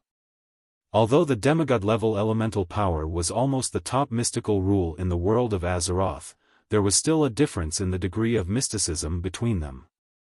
Simply borrowing elements, no matter how purified and concentrated, could not shake Lich King Arthas. They did not know that before injecting their spirit and their unique rule into the elements. The elements borrowed from the elemental realm could not shake Arthas' rule in the slightest. What's more, Arthas, who had the geographical advantage, had the magic and elements stored in the entire Ice Throne as a backup. Chapter 1713. The huge difference in strength made Sylvanas' heart turn cold for a moment. She had trained hard for so many years, but the gap between her and Arthas did not seem to be narrowing. Instead, it seemed to be getting bigger. Once upon a time, Arthas was strong, but it was only in terms of quantity. The endless undead army seemed to be an inexhaustible dark force. In terms of quality, he did not feel that there was a chasm between them. But now? Sylvanas and the others were depressed, because the 3 of them suddenly discovered that Arthas could actually take away their elements. It was not like the Lich King who played with ice had changed to become a fire mage or a nature shaman, but it was a typical method of harming others without benefiting oneself. He infected all the elements that were temporarily out of control with frost plague. This was more like marking or leaving a signature for one's own belongings. To break it, one could only use their own willpower to dispel the will of the Lich King, and then redeclare the ownership of this part of the elements. Even if Sylvanas had strong willpower and spirit attributes, as a ranger, she was not good at spreading her own willpower and controlling the elements around her. This kind of battle in the spirit domain happened to be her weakness. After becoming a demigod of wind, she had worked hard in this area. Unfortunately, compared to a certain Lich King who had lost his body, was stuffed into an ice skeleton, and only relied on his spirit for the past 20 years, Queen Sylvanas was completely nothing. The situation made the 3 women very miserable. Playing close combat with Arthas, he played elements with you, and even slowed down Vashti to a lower speed, and then defeated Vashti with gorgeous skills. Playing elements with Arthas, the 3 of them could not beat him. Left with no choice, Sylvanas could only encourage the female dragon under her to fight head-on. "Onyxia. Now it's up to you. You don't want to go back and punish Duque, do you? Actually, I'm not afraid. If it's a small punishment, I will. If the dragon's face was not black, it was estimated that the dragon's face would be red. Queen Sylvanas heard the sound of saliva swallowing. Queen Sylvanas cursed the shameless dragon in her heart, and could only change the direction. You also don't want Duque to ignore you. If it's a placement play, damn. Left with no choice, Queen Sylvia used her trump card. Humph. If you don't work hard, Duque won't want you anymore. This was a little scary. Onyxia shivered, but in the end, she mustered up her courage and charged towards Arthes. Since it was the black dragon, Vashj decisively turned to support. There wasn't enough space for a black dragon to charge and let her participate. She began to fight for control of the frost elements. At the very least, she had to attract Arthes's attention. In fact, she did. After Duque's reminder, Vashj began to specialize in the water elemental domain. After all, this was what she was truly good at and what she could do to the extreme. Frost is a derivative of water. While Vashj was focused on fighting for the water elements in the air, Arthes did feel threatened. The Ice Crown Castle was the pinnacle of the land of ice and snow, as well as the largest node of the ice element mana vein. However, the natural laws of the world did not stipulate that this node must belong to the Lich King. Vashj seizing control of the water elemental energy here was no doubt digging at his roots. As the two fought, it was clear that this was a tug-of-war where one side had the absolute advantage. After all, Arthes could quickly corrupt the frost elements and bring them under his control, while Vashj's purification of the shadowized frost elements was too slow. However, if he dared to let it go, Vashj would dare to snatch it. She didn't hope to succeed, she just wanted to attract Arthes's attention. This was the spiciness of Vashj. Humph. Arthes had no choice but to free up his left hand and spread his fingers, strengthening the control of the frost elements in Vashj's direction. A chance. Onyxia was secretly delighted. She couldn't help but flap her wings a few times, suddenly raising her already very fast speed to the highest level. On her back, Queen Sylph knocked an arrow and once again condensed a powerful lightning arrow, preparing to slap Arthes in the face at almost zero distance. Ho ho ho. How terrifying was a dragon aspect's all-out charge. One could tell just by looking at the frost elements that were forcefully pushed aside. The frost elements that contained the power of darkness seemed to scream and dodge in front of this dragon aspect that was covered in blazing fire elements. The frost elements that were pushed aside continued to spread to both sides, bringing about endless waves in the entire space of the throne. The overly condensed frost elements swept across the already narrow throne platform, and thick pillars were instantly covered in a thick layer of ice wherever they passed. The pillars that were supposed to be incomparably hard let out light cracking sounds. That was due to the pressure of a large amount of ice under the rapid freezing.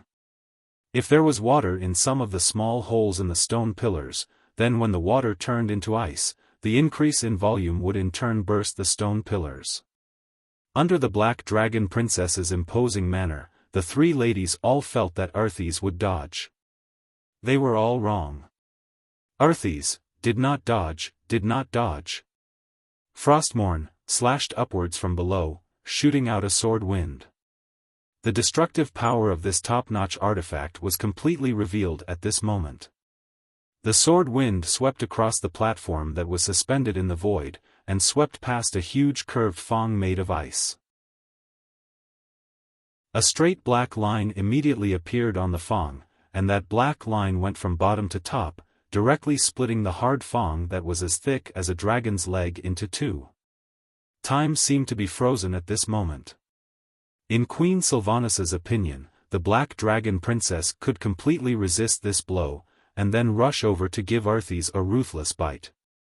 Perhaps she would suffer some injuries, but at least she could open up the situation. However, with her resolute personality, she neglected Onyxia's cowardice, and also neglected that she wasn't Duque. If the one riding the Black Dragon Princess was Duque, she would definitely be 100 times more courageous. Even if she was facing Sargeras at full strength, she might have the courage to charge. Unfortunately, she was Sylvanas, just one of Duque's women. That natural distrust and the cowardice after being subdued made Onyxia flap her right wing at the last moment, and make a movement similar to a side roll. No! Queen Sylvanas only had time to let out a scream. It was indeed a dodge, but in the process of dodging, the Black Dragon Princess couldn't help but expose her dragon abdomen. Arthas raised the Frostmourne that had already been raised, and made another slash. As a last resort, Sylvanas shot out the thunder arrow that had already been charged. Chapter 17:14. Whether it was Sylvanas's lightning arrow or Vasht's elemental fight, whichever side succeeded would cause Arthas great losses. Arthas did not dodge or evade. Hundreds of cubic meters of frost elemental energy were snatched away from him. The lightning arrow, which would have been easily blocked in the past, hit Arthas without any hindrance. Due to the deviation of the angle, the arrow was aimed at his chest instead. Arthas took the full brunt of the arrow.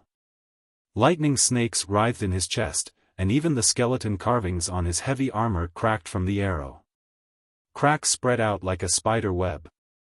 It was foreseeable that the damage of this arrow would not be low. If this was before, Queen Sylvanas would definitely be overjoyed. But at this moment, her heart sank into the ice abyss. An attack that Arthas risked injury to launch was definitely not child's play. Frostmourne drew a full stop to this attack. Onyxia knew that it was her fault, but she still held onto a sliver of hope and prayed that Arthas would not hit her. Unfortunately, in the next moment, she suddenly felt a shiver pass through her body. That feeling scared her into curling up subconsciously. Immediately, she saw a cold black light sweep over her body. Even though she tried to dodge as much as possible, she still felt pain in her lower body and right wing. The heart-wrenching pain, accompanied by the power of darkness, quickly spread from the wound to every corner of her body. It was like a boulder falling into a calm lake, creating circles of huge waves. Between the peaks and troughs of the waves, white and black spiritual power flickered continuously. This power formed a structure similar to a spider web, and it began to quickly corrode Onyxia's body. It's over. Onyxia tried to balance her body again. At the same time, she swung her tail fiercely, thinking that at the very least, both sides would be injured. But Arthas, who had his hands free, ignored Vasht, who was swinging her sword at him, and grabbed at the black dragon with his left hand. Death's grasp. With Arthas's strength, it was effortless for him to restrain a black dragon that weighed dozens of tons.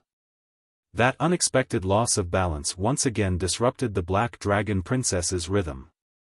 Sylvanas protected him with all his might, and then shot another arrow with all his might. Arthas' left pauldron was instantly destroyed by the arrow. One could even clearly see that the deltoid muscle on his shoulder looked as if it had been gnawed on by a wild beast. Arthas did not care and stabbed the dragon a third time. This time, the sword stabbed into the dragon's abdomen, causing the black dragon to let out an earth-shattering wail. Vasht had arrived. The frost aura around Arthas suddenly exploded. With him as the center, an ice mountain expanded at an astonishing speed of 100 meters per second. The 6 new epic-ranked weapons slashed at the iceberg, but the speed at which the iceberg was destroyed was only slightly faster than the speed at which it was formed. It would be too late to complete the attack on the Lich King. The next moment, Arthas brandished his sword and charged at Vasht. 2 white, angel-like soul creatures, Wagri's shadow guards, with 2 wings and 2 wings as their foundation, suddenly charged out of the void. They caught Vasht off guard and threw themselves at her, hugging her tightly. That earth-shattering suppression actually made her unable to break free for a moment. Arthas had arrived. After breaking through the iceberg, he displayed, Frostmourne, horizontally to Vasht in a strange posture. The eye sockets of the terrifying skull carvings on the blade flickered with heart-palpitating flames of the netherworld. Vashti had never experienced such a feeling. She couldn't help but look at the skull. Suddenly, she heard a noisy soul voice. In this voice, there seemed to be hundreds and thousands of people talking and whispering. It was like the palace banquet in Azhara 10,000 years ago. She clearly wanted to refuse this noise that constantly echoed in her ears, but the queen's orders forced her to listen to every voice, trying to find a secret conversation that was disadvantageous to the queen or herself. Vashti's mind was greatly disturbed by that vague, yet distinct, sense of confusion. When she woke up from this disturbance, it was already too late.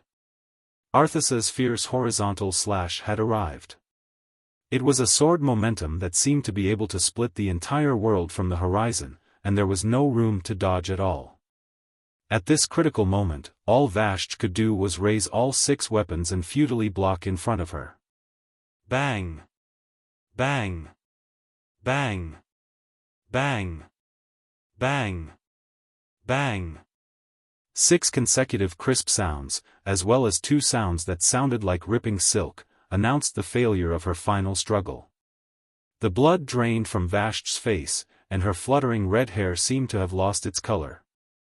Even though she had already done her best to suck in her abdomen, she could not avoid heavy injuries. 6 epic weapons shattered, 2 arms chopped off, and her lower abdomen was directly cut open. This was the result. If she could, Vashti would rather see her intestines and organs spilled all over the ground than see her wounds without a drop of blood. This meant that the power of Frostmourne had already begun to completely invade her body. She was indeed a demigod, but a demigod's body could not be immune to even more powerful soul corrosion. Vashti knew that if she died before the Ice Throne, her soul would not even have the chance to return to planet Azeroth. She would become Arthas's slave like the former dragon aspect, Maligos. Hiss! Jumping down from the fallen black dragon, Sylvanas' face had already lost all color. It was too tragic. She had originally thought that she, who had the weakest constitution among the 3, would be used by Arthas as a breakthrough point. She had always been on guard, always leaving at least 20% of her wind element to defend against Arthas' grasp of death. If she was forcefully pulled into close combat, she would have lost more than half of the battle. Evidently, her thoughts had been completely seen through and used instead. Arthas didn't plan to be the first to attack her. As long as he crushed Onyxia and Vashti, who had stronger constitutions, Sylvanas would be nothing more than a lamb waiting to be slaughtered in his eyes. Now, Arthas flashed his sinister smile. Ha ha ha. Pitiful female elf. Do you really think that your rage for revenge can burn me, the Lich King? Laughable. Too laughable. Without Duke Marcus, you are nothing. Arthas's ridicule was like the sharpest sword, fiercely gouging into Sylvanas' heart. His revenge was being mocked. The blood of thousands of her compatriots was flowing in vain. Even she herself might very well follow in the footsteps of her compatriots, just like that blood queen Lanais, crawling against her will at the feet of this great enemy.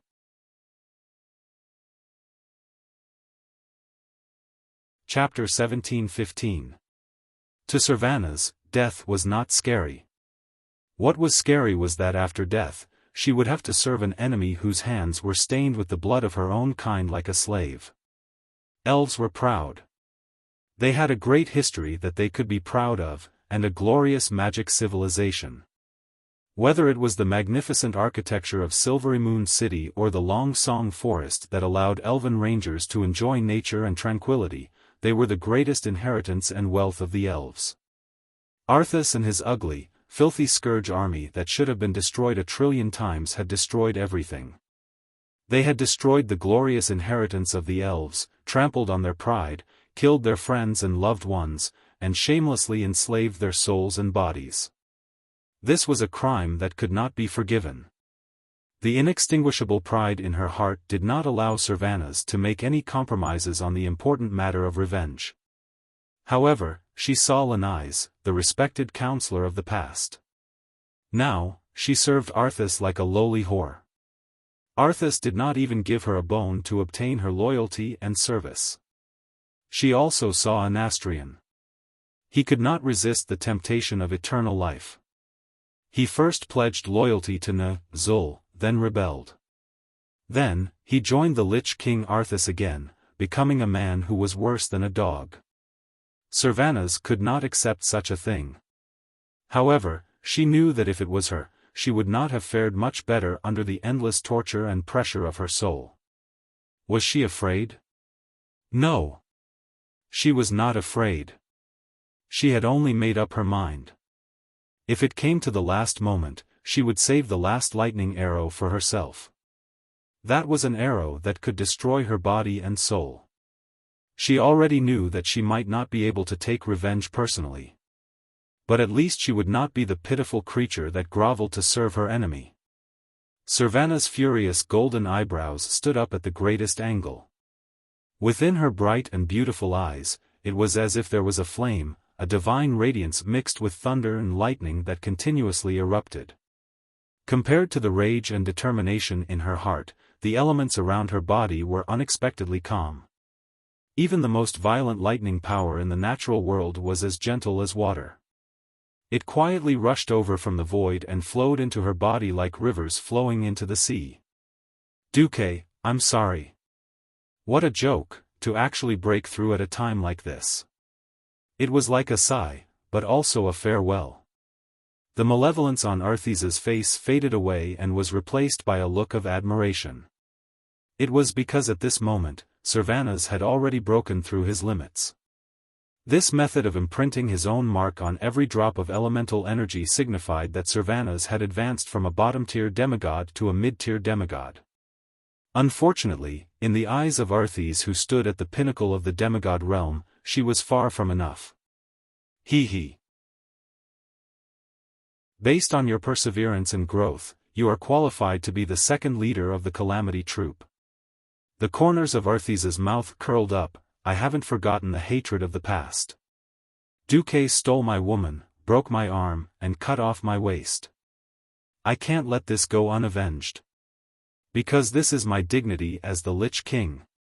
I'm really looking forward to seeing Duque's expression when he sees that all his women have become undying. How terrifying was the all-out attack of a mid-level demigod. This is very difficult to estimate. Arthas was not afraid, but he had to consider the upcoming battle with Duque. It was worth it to be able to turn Duque's arm and lover into his support, and at the same time, attack Duque's spirit. If this was the Arthas before he fell, he might not have bothered to do this. After he killed his father, Tyrrhenas, and his master, Uther, all the morals and ethics of the human world could no longer be used to restrict his actions. An ice river suddenly exploded under Arthas's feet. With a light tap of his left foot, Arthas's body flew into the air. In mid-air, his beloved horse, Invincible, had already rushed out of the void and caught Arthas in an instant. At this moment, Arthas had already turned back into a standard death knight. When he was alive, Invincible was one of the few great warhorses of Lordaeron. After becoming an undead horse, Invincible received shocking enhancements. When it spread its four hooves and galloped, it was as fast as lightning. Sylvanas had only drawn his bow halfway, and Arthas was already in front of him. Fast. Too fast. With the unstoppable force of Invincible, a terrifying sword that seemed to be able to split the sky and earth came crashing down. The atmosphere was shaking. The elements were trembling. The space was buzzing. Sylvanas, who did not have time to finish his action, had no choice but to raise Solidar high up. In her hands was a divine artifact bow, not a divine artifact sword. Even though Solidar naturally had close combat attributes, it was a pity that it was only a secondary function. A bow, after all, was still a bow. Sylvanas could already foresee that his extremely precious divine artifact longbow would be destroyed in the next instant. The terrifying, Frostmourne, would break through this insignificant resistance and turn her into a corpse in an instant. A walking corpse enslaved by the evil Lich King. At this moment, when time was almost frozen, Sylvanas realized in despair that he could not even shoot himself one last arrow. Everything in front of him was white. Amidst the white frost were the sorrowful wails of millions of wronged souls. After that, it was Arthes's savage and vicious face. It was a critical moment, but at the very end, Sylvanas's mind turned to this sentence. Duque. I'm sorry. I was too willful. Priests had a skill called prayer of despair. Sylvanas did not believe in it. She used to only believe in herself, but if God gave her a chance to do it all over again, she would choose to believe in Duque. If prayer in despair was useful, then she might as well pray for once. Sylvanas's tears scattered in the air. She used the last of her strength to call out a name, Duque. She did not expect an answer. However, time and time again, in this world, there was always one person who would not let her down.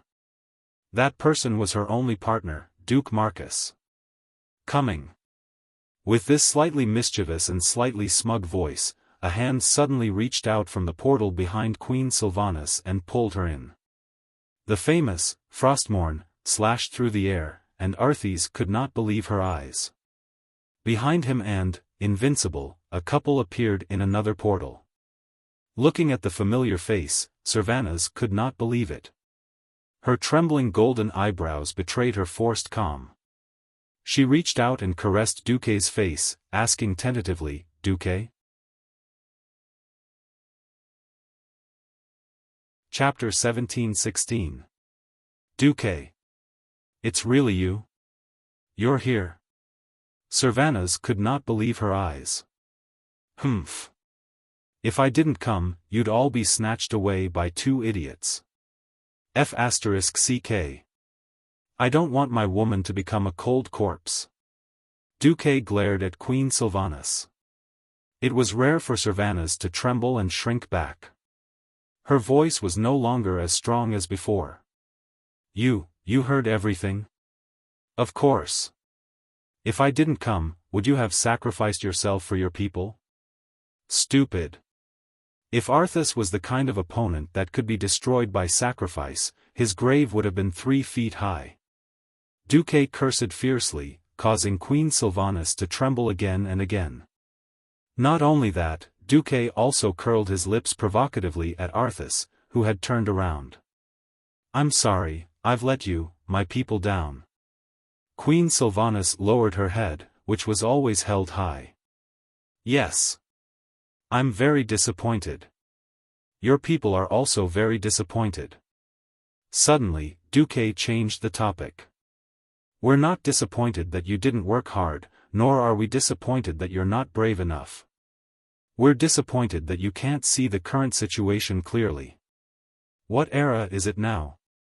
In the face of such a public enemy, we should naturally gather the strength of the world to fight against him. You can't see the difference in strength between us and the enemy, and you just rushed headfirst into it. That's the most childish heroism. Duque's harsh scolding made Sylvanas dare not even raise her head. Her chin was in the cleavage of her chest, and her head was buried deep in Duque's chest. Biting her delicate red lips, she made a mosquito-like sound. I was wrong, Duque, forgive me, okay? Forgive? Sure. After killing Arthas, I'll ravage you so hard that you can't get out of bed for a month. I'll make sure you're pregnant. When you have children, I'll see if you still dare to act so recklessly. After saying that, Duque's right claw dug deep into Queen Sylvanas' right buttocks, as if he was going to crush that extremely elastic piece of meat. Ah! Sylvanas let out a cry of alarm, her beautiful face and slender neck were covered in an unbearable crimson. She really wanted to resist, but in the face of Duque's domineering declaration, she felt an unprecedented sense of being conquered and sweet. This complicated mood made her forget to struggle. In front of her great enemy, she actually revealed a delicate expression that only a little girl could have. On the other side, Arthes, who had just been fed a mouthful of dog food, could no longer hold it in. She immediately sent a sword gust over. Unfortunately, he was destined to miss. Duque immediately used instant teleportation and took Sylvanas to a different location. Not only did he take away Queen Sylvanas, but he also sent a mental message to Onyxia and Vashj to return to their human forms. A pair of huge hands of magic supported two wounded people. Vashj was a little miserable.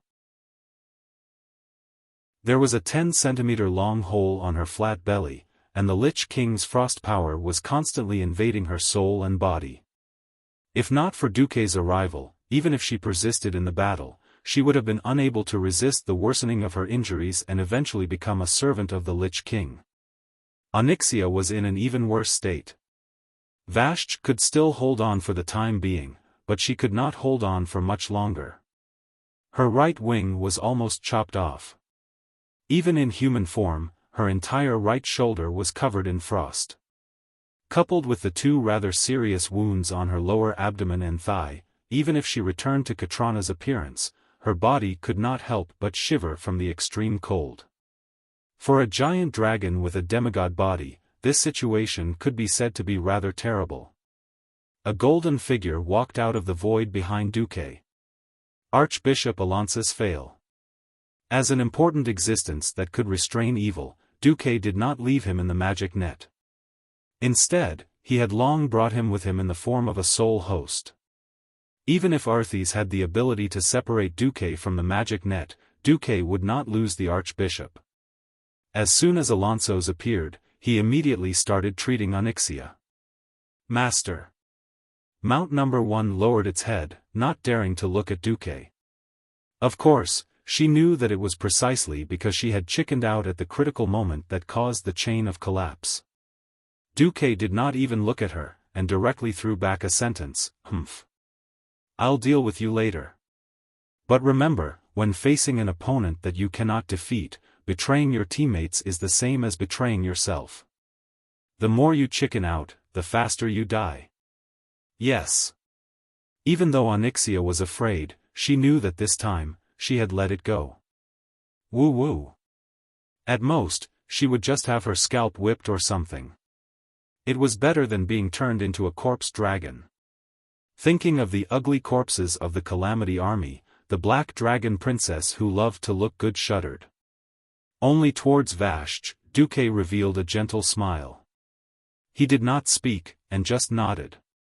But this silent exchange was already enough to make Vashj, whose brows were scrunched up due to the pain, reveal a flowery smile. A look of affirmation was enough to make all the hard work and pain she had endured become meaningful. 10,000 years ago, she was just a lowly maid that could be casually given away. She had endured the most chaotic darkness. She had suffered the most cruel abuse. In her most painful and helpless moment, it was Duque who taught her the ultimate transformation spell, which allowed her to preserve the last pure land of her spirit when she was on the verge of collapse countless times. After returning to Duque's side, she had always served Duque with a fanatical attitude, and did not hesitate to compromise to please every woman around Duque. She was clearly the leader of a clan, a queen. But in order to repay a debt of gratitude, she placed herself very, very low. As smart as she was, of course, she knew that Sylvanas's method of fighting would not work. She still helped him without any hesitation, even though she was also heavily injured. Now, she felt that her sacrifices and efforts were all worth it. As long as Duque approved of her, it was enough. Vashj's face revealed a martyr's radiance, and she made a sign with her mouth. Duque recognized it. She was saying, "I will always be your Celia." Duque scratched his head. Everyone says that Vashj is sinister and ruthless. Why do I feel that she is silly and cute? Sure enough, circumstances are the biggest factor that changes a person's character. Shaking his head, he stopped thinking about these things. Finally, Duque stood in front of Arthes. The muscles on Arthes's face twitched. A dead person's muscles should have withered and rotted due to the lack of blood circulation.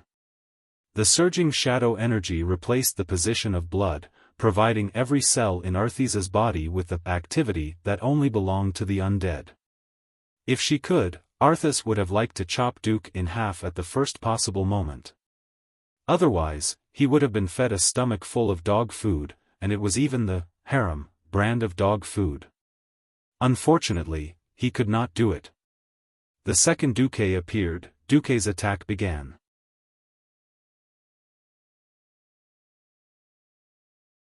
Chapter 1717. At first, Arthas thought that Duke would be like Vashj, fighting with him for control of the surrounding frost elements. If that was the case, he would probably laugh in his dreams. Of course not. Arthas had long regarded Duke as the enemy of a lifetime, naturally because of Duke's glorious past and unusual methods. He also thought that Duke was pretending to take care of his woman and secretly controlling the surrounding elements. As soon as Duke opened his mouth, Arthas knew that he was wrong. Whether it is Zul or Arthas, they have never been peerless experts. Not in the past, not now, and not in the future. If this was the end of the sentence, then it would only be a sentence without any real meaning. The second half of Duke's words caused Arthas' expression to change. Only a Lich King who endlessly absorbs power from his subordinates is a true peerless expert. Almost at the same time as Duke's voice fell, Arthas felt another string in his mind break. TSK. Another leader had been defeated? Arthas did not move. Duke had no intention of letting him go. Duke opened his arms, and a huge set of arcane energy was suddenly projected above his head. The first number was 1, separated by a few empty spaces, the second was 9, and after that, the third was more than 10,000, and the fourth went directly to the million level. Apart from the first two sets of numbers, everyone could see that the next two sets of numbers were rapidly counting down. Arthas was not stupid. He immediately understood what these numbers represented. Duke deliberately pointed it out. The Lich King is only a weak existence. Apart from all the connections between you and your subordinates, there are at least 2 digits of existences in the Alliance army that can defeat you. But with so many Undying providing you with soul power, anyone who fights with you will be fighting against a large number of Undying at the same time. At this time, Duke turned back and glanced at Queen Sylvanas. Sylvanas immediately came to a realization. No wonder she could not defeat Arthas no matter how hard she trained, no matter how hard she tried. Fighting the Lich King meant going head-on against the undead army that numbered more than 100 million. As long as he couldn't kill them instantly, the Lich King could heal himself by absorbing the soul power of his subordinates, no matter how heavily injured he was. On the other hand, as long as the entire Calamity army was destroyed, the Lich King would be a piece of meat on the chopping board. He could do whatever he wanted. Sylvanas's fair face was flushed with shame.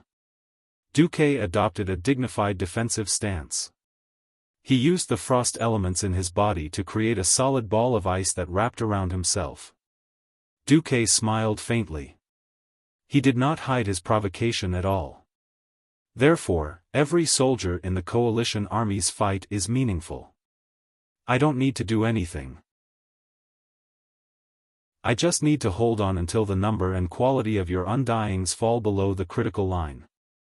Then, I can wait until you weaken. When you are so weak that you can no longer withstand my attacks, that will be my victory. Duke opened more live projections of the various battlefields in the Ice-Crown Glacier. In the magic mirror, the coalition army was advancing towards the Ice-Crown Fortress in an orderly manner. After entering the territory of the Ice-Crown Fortress, the coalition army almost leveled their cannons and used close-range shooting tactics to cover the advance of the infantry and tanks. Almost every 100 meters, they would summon the earth elementals under Archavan to reinforce the ground beneath their feet to prevent the spider demons from digging holes and launching sneak attacks. The logistics team first burned the corpses with flames and sprinkled Naru holy water on them, using a destructive method to cut off the Calamity Army's escape route. They were also destroying Arthas's source of strength. Unless the Calamity Army could obtain corpses faster than the speed at which they were destroyed, Arthas's strength would inevitably decline. What disgusted Arthas was that William seemed to have long known about this secret that only the Lich King knew. After they defeated Lord Malorgar, they directly took away the Shadow Frost fragment from its corpse. That was the mental energy node that he used to control the Calamity Army's subordinates. His control over his subordinates was a typical root-like structure. As the branch leader, he controlled the branch leader, who then controlled the elite subordinates, and the elite subordinates, who then controlled the low-level immortals. Now that William and the rest directly destroyed the branch, Arthas couldn't help but be angry for a while. The most abominable thing was Duque, who used the same powerful mental energy to disrupt Arthas's work of bypassing the destroyed leader and rebuilding the mental domination circuit. This series of actions seemed to have been premeditated by Duque. Actually, he had wronged Duque this time. Duque really didn't know that the Shadow Frost fragment was the key to Arthas's energy supply from the Calamity Army. He told everyone to remember to collect the Shadow Frost fragment in advance because he knew that when all the Shadow Frost fragment was combined, it could form an awesome divine double-handed axe, the Shadow Sorrow, which was known to be able to slash anyone and anything it saw. Whether it was a misunderstanding or intentional, it was destined that after today, there would only be one of them left. Ha! Arthas laughed. Do you really think that all the heroes that I've specially destroyed can all win? As long as any one of them fails, they will become the new pillars of the Calamity Army. By the way, Anastrian has successfully ambushed Naxxramas with the crystal skull that Zul once used. Even the Red Dragon Queen that you rely on as a backup has been imprisoned by him. Oh? Is that so? Duque was unmoved and said calmly. You just have to pretend to be calm. There's no longer anyone there who can keep Anastrian in check. He will soon kill Gianna and Kale, and offer them to me. Do you think that you can have Gianna forever? Before Arthas could finish, Duque interrupted him. Of course. Gianna is mine. Every muscle and every inch of her skin belongs to me. It has nothing to do with you, Arthas. Also, I can make her give birth to children. Can you? With that, Duque glanced at the lower half of Arthas' body with disdain. He thought that after becoming a Lich King, his soul would be completely cold and would no longer have any feelings. Arthas realized that he was wrong, very wrong. It was precisely because he retained the memories of his time as a human that he could not let go of that resentment and hatred. What Duque said was Arthas' eternal pain. You.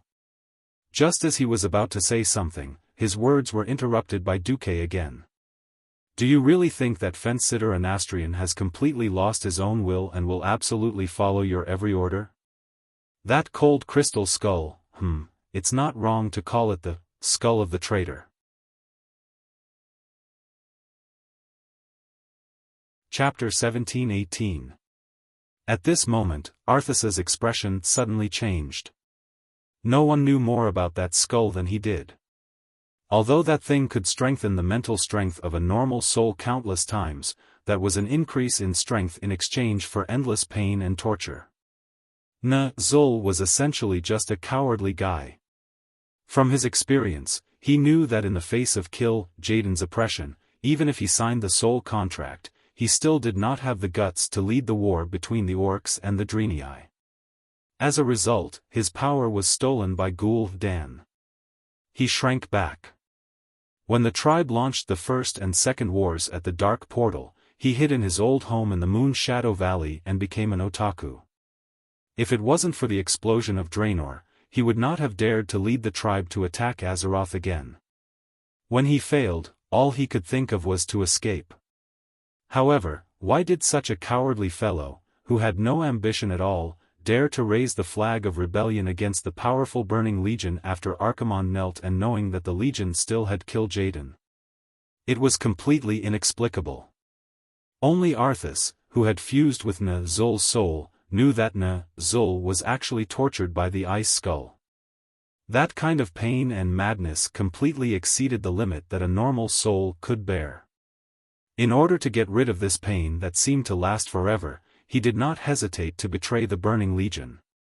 In fact, when Arthas put on the Lich King's mask and began to fuse with Zul's soul, the first difficulty was not the difference between their souls, but Arthas had to appease Zul's unusually sensitive and restless heart because of the excessive injuries and torture, like a child. Now, Arthas twisted Anastrian's head with a strong momentum and replaced it with this ice skull. Of course, this guy's strength was forcibly raised to the demigod level. The continuous terrifying torture could indeed dispel Anastrian's will to resist. However, going too far was as bad as not going far enough. Arthas's method was destined to not gain loyalty, let alone a former king who was originally arrogant and full of rebellious thoughts. He had betrayed the Scourge once, so he could betray the Lich King a second time. With the rapid destruction of the Scourge soldiers, the weakening of the Lich King's power became inevitable. Right now, he was completely relying on the shadow power accumulated in the Icy Throne to pass his days. If they could not withstand this round of attack and turn the powerful invaders led by Duque into immortals, the Calamity Troop would have to stop here. He understood this, and so did Anastrian.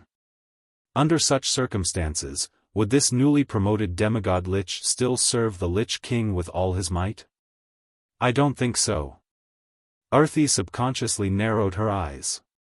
He knew very well that Duque was trying to drive a wedge between him and Anastrian. The problem was that this was an overt plot. Although he knew that Duque was shameless, he could only accept it. He raised his left hand, and his 5 fingers quickly created a violent winter storm. Grim winter swept towards Duque. Clearly, the Lich King was enraged. With the momentum of this storm, let alone a human, even the largest flying battleship in the Alliance would instantly turn into a lump of ice and crash down. Duque followed his heart very well. Yes, following his heart added up to cowardice. With a stomp of his right foot, an octagonal ice fortress that wasn't considered large rose from the ground. It seemed that Duque had built it as easily as building an Eskimo ice hut. This B***starred actually had the mood to summon Sylvanas, who was originally protecting the other 2 women. She pointed at her shoulder. "Come, your man is tired. Give your man a massage." If it was in the past, it would be strange if Queen Sylvanas did not flip the table on the spot. This time, Sylvanas, who knew that she was in the wrong, was like a little wife who had been bullied. She glanced at Arthas in the distance, but still moved her small steps and used the strength of a battering ram to massage someone's back. "Stop. Stop. Stop. Are you trying to murder your husband?" Duque waved a tish, and used more magic to stop Arthas's advance as he cursed. Arthas was in no mood to care about Duque at all. A powerful demigod of the same level as him who was deliberately trying to stall for time was also difficult to deal with. After all, he was not a pure magic type. It was impossible for him to completely block Duque's teleportation. While Duque cut off his connection with the Calamity Army one by one, he was also trying hard to find the magic channel of the magic net in the void and find a way to cut it off. This was a classic case of mutual harm. Arthas was also anxious. "Anastrian, how long are you going to stall for? Didn't you report to me that you've already trapped Alexstrasza?" "Sorry. Your Majesty. I've been attacked by Isera's dream, unstable." The soul connection was quite unstable. Arthas could clearly feel the condition of this powerful and disobedient subordinate. Overall, it was better, but the situation was similar to his. It was also a wonderful state of obtaining an advantage, but it could not be turned into victory. The Sun King was beating up Jaina and Kale, but when he was snatching the magic net, he was strongly disturbed by the Lord of the Emerald Dream. A genuine demigod who was good at spiritual attacks, even long-range attacks that crossed space, could not be ignored. The feeling of wading in a quagmire was terrible. Even if he wanted to blame Anastrian for not doing his part, there was no good reason. That idiot Malygos was finished. This Sun King was the only strong person under him who rarely made a move. The Sun King had also helped him hold off several strong people on the coalition army. Otherwise, if a top person like the Red Dragon Queen attacked Icecrown Fortress, even he would have a headache. Duque clearly had more confidence in the heroes under his command. This was indeed the case. When Arthas spread out his divine sense and focused his attention on the various leaders of Icecrown Fortress, he saw several scenes that made him grit his teeth in anger. In the end, the huge deformed monster's intestines could not withstand the fierce attack of Ashbringer. When Theon patiently accumulated his power of the Holy Light, he slashed the door-sized sword at the monster for the 10th time, and rotten intestines exploded. Professor Putterzeed created a flesh and blood monster that could resist the Holy Light, but he did not give this monster a soul full of hatred. If it was an evil soul like Arthas, or the former Kel Thuzad, it could produce a steady stream of shadow power to better fight Theon. Unfortunately, when Ashbringer cut rotten intestines to the point that it was missing an arm and a leg, the power of rotten intestines was also rapidly declining. In fact, by the 6th strike, the outcome was already decided.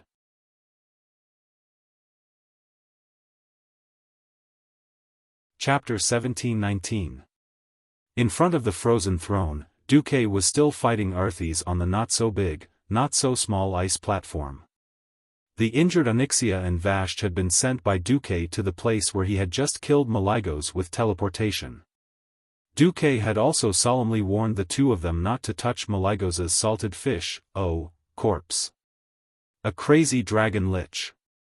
The lingering sound of its soul might contain unknown destructive power. If you want to become a fool, go ahead and touch it, Duque said. Duque's warning made Onyxia's body tremble. It would probably be very difficult for this guy to regain his courage. Duque had beaten her down with one hand and subdued her with the other. It was hard to expect this guy to run out and take charge in the future. This was karma. Duque was very reassured by Vashti's words. With Queen Sylvie left, Duque had the capital to hold Arthas back. Mages had always been very awesome.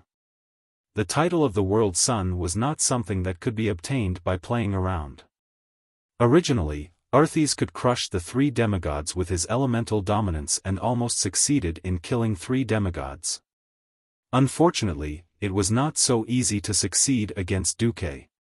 Knowing that his total magic power was far inferior to Arthas's, Duque did not want to waste magic power with the fool. After all, the magic net was like Wi-Fi. When the signal was bad, it would be stupid to compete with the other's wired network. Duque was just wasting time with the fool. One after another, ice prisms that did not belong to Arthas shot out from the ground to block his way. Arthas could use frost to pollute Duque's frost elements, but if he was slightly negligent, Duque would let Alonso's use divine power to purify the elements around him. As long as it was not poisonous, Duque was almost unafraid of the elements. Riding on the invincible Arthas, he was once again blocked by the iceberg summoned by Duque. When Frostmourne split the iceberg, Arthas could not help but curse, "Are you so sure that those mortal heroes will win?" "Yeah." Duque shrugged as he cast the spell. "I'm not bragging, but none of your subordinates can fight." His nonchalant and matter-of-fact disdain nearly caused Arthas' lungs to explode with rage. Seeing Arthas seething with anger, Sylvanas, who had been playing the role of support behind Duque, giggled. Duque turned his head and rolled his eyes. "I suddenly realized that you're quite nasty as well. You actually built your own happiness on the enemy's pain." When Duque said this, Sylvanas was stunned. She didn't know how to respond. What was infuriating was that in the next second, Duque, that bastard, changed his expression as well. But that's what I like about you. Because I'm just this kind of guy. Back then, I snatched Jaina from Arthes's hands, and I felt so good. Duque was pointing fingers at a deer and calling it a horse. It was clearly Jaina who threw herself at him, but he was afraid that Jaina would inherit the fate of being a loner who betrayed her father. She was going to hide on Mars, oh, Delano. Now that he was talking nonsense, it became that he had taken the initiative to snatch Jaina's dream lover, and he was even showing off as if he had avoided sticking a flower on cow dung. If Arthes were a ball, she would definitely explode in anger this time. Sylvanas, who was at the back, instinctively wanted to scold Duque, but she suddenly realized that Duque was helping her vent her anger. His words woke her up from her dreams. There were many ways to take revenge. Completely destroying the other party was certainly one way. But what about after revenge? Her eldest sister and third sister had advised her more than once that revenge wasn't urgent. Revenge would eventually be completed, and life had to continue. She could take revenge and live happily. This was the greatest revenge for the enemy, and the best consolation for her dead compatriots. Sylvanas said, Duque. I promise you, as long as you destroy Arthes, I will let go of my bigotry and hatred. These words seemed to be out of the blue, but they were exactly what Duque wanted to hear. Hee. That's more like it. Do you want me to cheat for you so that you can reach first? Surpass your eldest sister and third sister? Bastard. Destroy Arthes for me first. In the end, Arthes couldn't hold back the disdain that Duque and his wife had for him. Instead of pressing forward, he walked to the center of the void platform and raised Frostmourne high. Duque narrowed his eyes and said solemnly, let's retreat to the edge of the floating ice area. Hearing Duque's words, Arthes hesitated for a moment, not knowing if he should use this move. That's right. Only by hiding in the floating ice area on the edge of the platform could he really avoid this killer move. As long as Duque dared to stay in the center, not to mention a demigod like Duque, even if Duque was a true god, he wouldn't be able to survive this move. However, before he made a move, Duque had already seen through everything. Gritting his teeth, Arthes finally stabbed Frostmourne into the center of the platform. Bam! A terrifying wave of ice that seemed to be able to freeze the whole world exploded in all directions with Arthes at the center. Standing in the floating ice area, Duque erected a triangular ice shield in front of him, allowing the ice wave that Arthes created to reach the sky and the ground. When the ice wave hit him, it split in two and swung to the left and right. Under the attack of this extremely cold wave, even though Sylvanas had a demigod body, she still felt the cold invading her body irresistibly. Unconsciously, she hugged Duque tightly. Duque frowned, not because of Queen Sylvanas, but because he could tell that the fool was going to go all out. Duque cursed inwardly, you bastards, hurry up and finish this. This was the disadvantage of playing in an away game. Unless Duque was willing to go all out and crash Naxxramas and the Dalajan into the Ice Crown Fortress together, Duque wouldn't be able to get the same amount of magic power and supplies as Arthes. In this world, the greatest thing was called reason. Using a fortress against a fortress, or even a collision, was not something that could be done casually. Duque had taken Naxxramas, and in order to win, Duque could barely do this. But the Dalajan couldn't. Although the Dalajan, which had 2,800 years of heritage, had been torn down by Archimonde once, Duque couldn't reasonably force the Dalajan to crash into the Ice Crown Fortress. Of course, Duque could use his demigod status to force it. Doing so would bury the seeds of conflict. If everyone didn't say it, they would definitely feel uncomfortable, and in turn, it would affect the promotion of the magic net and even the cultivation of talents in the future. Naxxramas was similar. As the Alliance's only purely military aerial fortress, Duque still counted on it to resist the Burning Legion in the future.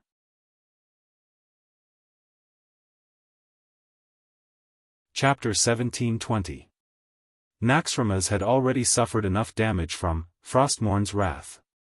If it collided with it again, this flying fortress that had yet to be repaired would definitely be destroyed. Thus, Duque finally decided to rely on the strength of the mortal heroes to invade the Ice Crown Fortress and cut off the Scourge Army's magic support for Arthas. It wouldn't be an exaggeration to say that Duque was dancing on the edge of a blade.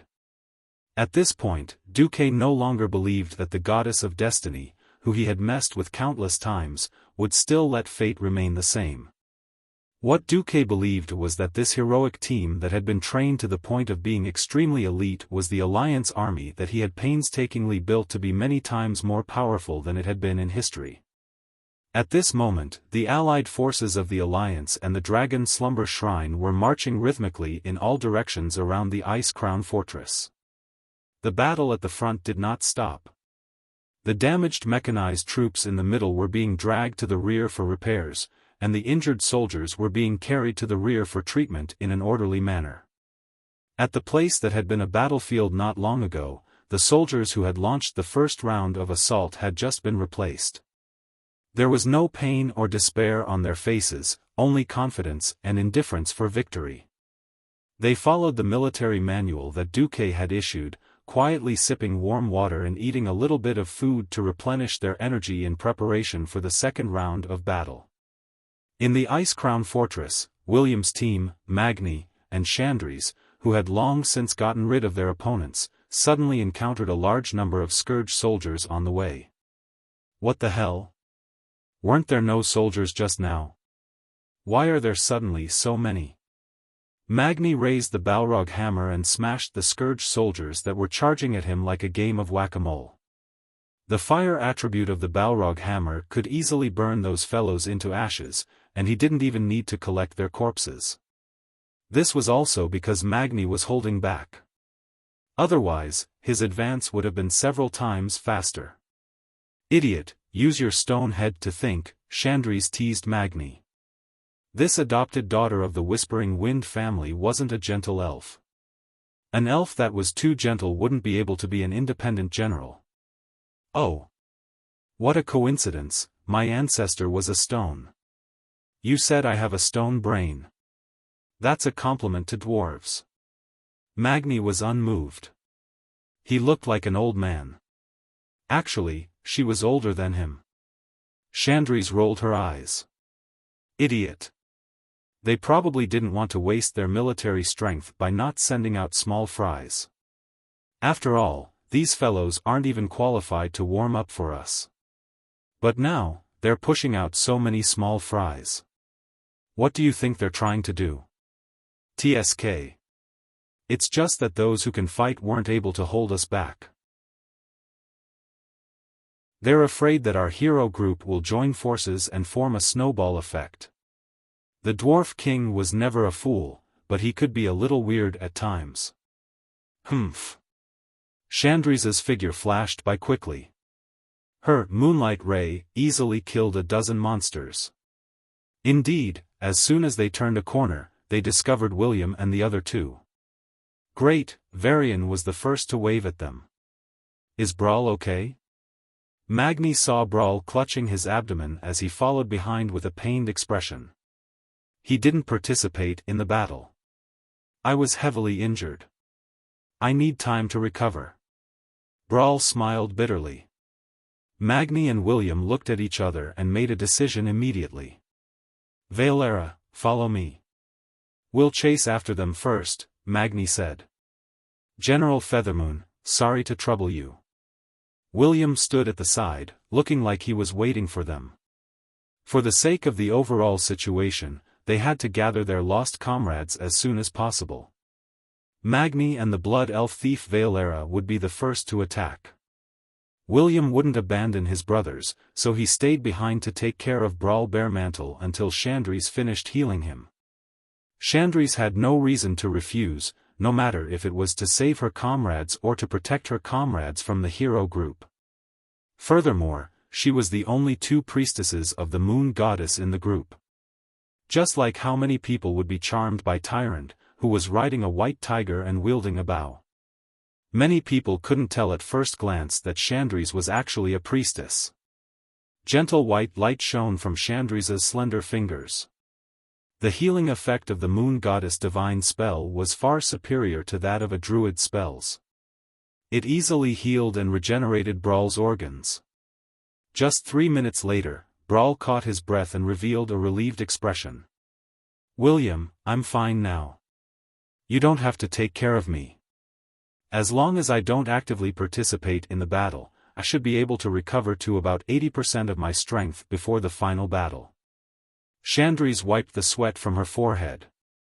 "Let's hurry over. I just received a message from that bastard Marcus. Even though he's fine, he hopes that we can hurry." In the hero group, she was the only one who would call Duque a bastard to his face. This was because she couldn't accept that her beautiful and holy adoptive mother, Tyrant, had actually been taken away by that bastard Duque. "Let's hurry." "All right." In fact, the battle of the first 8 bosses in the Ice Crown Fortress had ended almost at the same time.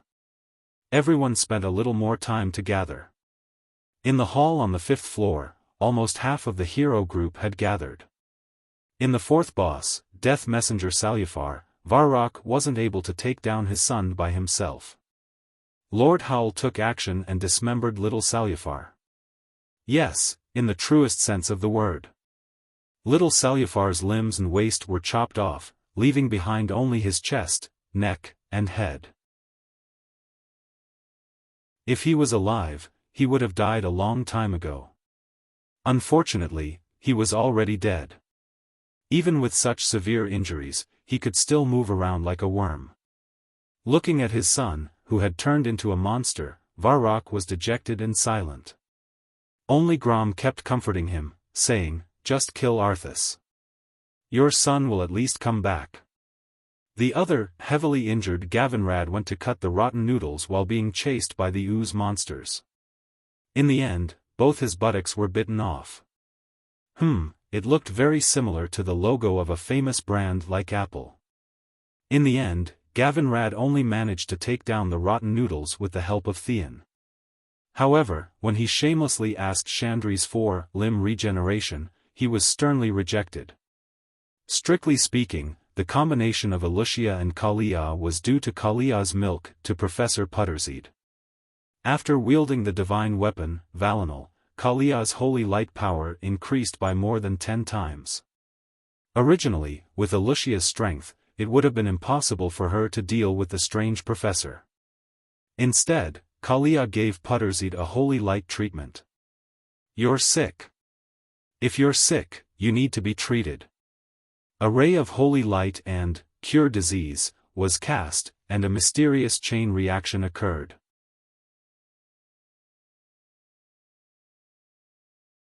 Chapter 1721.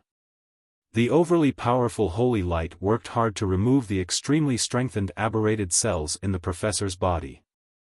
After these cells, which were created using the plague as a blueprint, were stimulated, they began to devour the professor's healthy living cells. What was the result? With a whoosh, the originally thin professor swelled up like a balloon. Ah! The professor became a howling beast, his cries echoing throughout the lab. "He looks like he's in pain. What should I do?" Kalia raised Varanel, in a daze. "Continue. Since the enemy is unhappy, then we have to do it. Isn't that what Duke has been teaching us all this while?" Elusia was the more assertive one. "Yes. Recover, heal, cure, greater heal, under normal circumstances, using holy light to heal an enemy with the shadow attribute was nonsense. It wasn't that holy light couldn't be used on the enemy, but that form of holy light wasn't as effective as a priest's punish. But the reason why a divine artifact was a divine artifact was that it had extraordinary special effects. Varanel was a top-notch divine artifact that could grant life to inorganic objects. Although its effects would definitely be reduced after recasting, its ability to stimulate the growth of life was coincidentally the nemesis of Putricide's howling beast. Not only were the aberrated cells in his body stimulated, but his muscles, which should have been dead and had rotted to his bones, also showed signs of mutation. The cells of two different attributes were stimulated, multiplying thousands of times faster. After Kalia cast her 30th spell, bang! The professor exploded. The two dainty heroines looked at each other. Does this count as a victory for us? Kalia asked in a daze. You can say so. On the 6th floor of the Ice Crown Fortress, Imriel, Vanessa, Lilith, Tyrant, and Riadaline were battling the bloody Queen Lanais. At the start, Imriel was the first to be hit. Perhaps she wasn't strong enough to pose a threat to Lanais, but the bloody queen actually bestowed her with a Blood Queen's essence. Her hooves were instantly pumped up. She swung her hammer like a windmill, hitting the bloody queen's head until it bled. Even so, Lanais was not annoyed. Instead, she looked at the hoof, liking it even more. Then, Hoof felt terrible. How strange, I suddenly crave fresh blood. Can one of you give me a bite? The Hoof's words were naturally treated as a lunatic.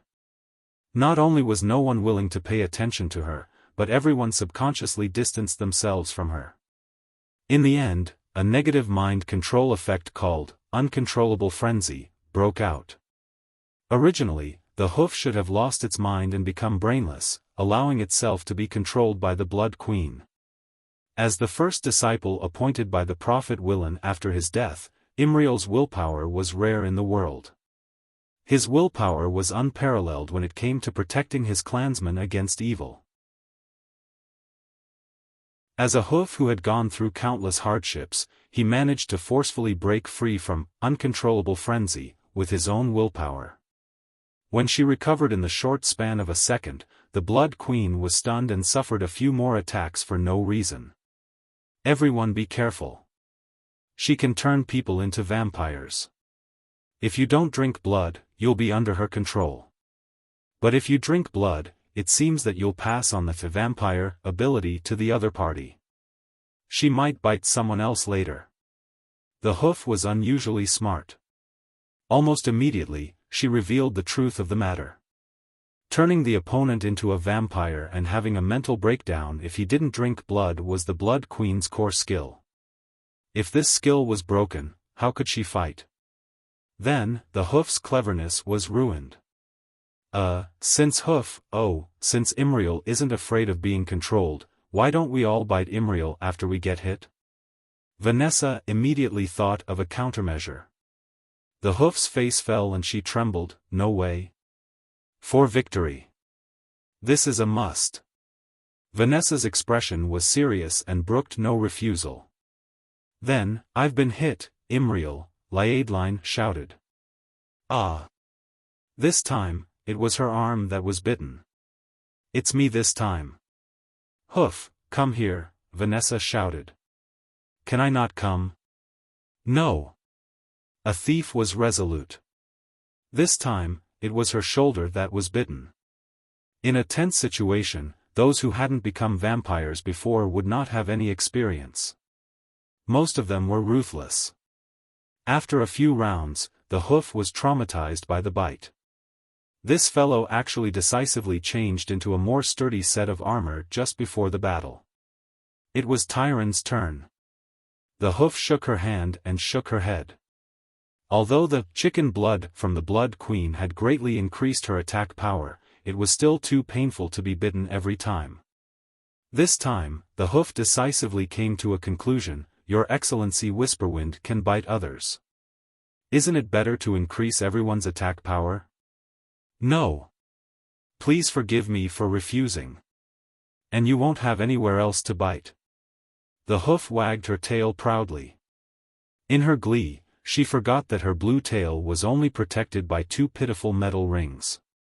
The agile Tyrant pounced forward and bit Adreniai's tail. Ah, no, it's too sensitive there, I will.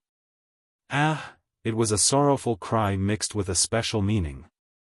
Then, perhaps out of mischief, every heroine that was hit by the Blood Queen's essence, chose to bite Imriel's tail when they had no choice but to bite someone.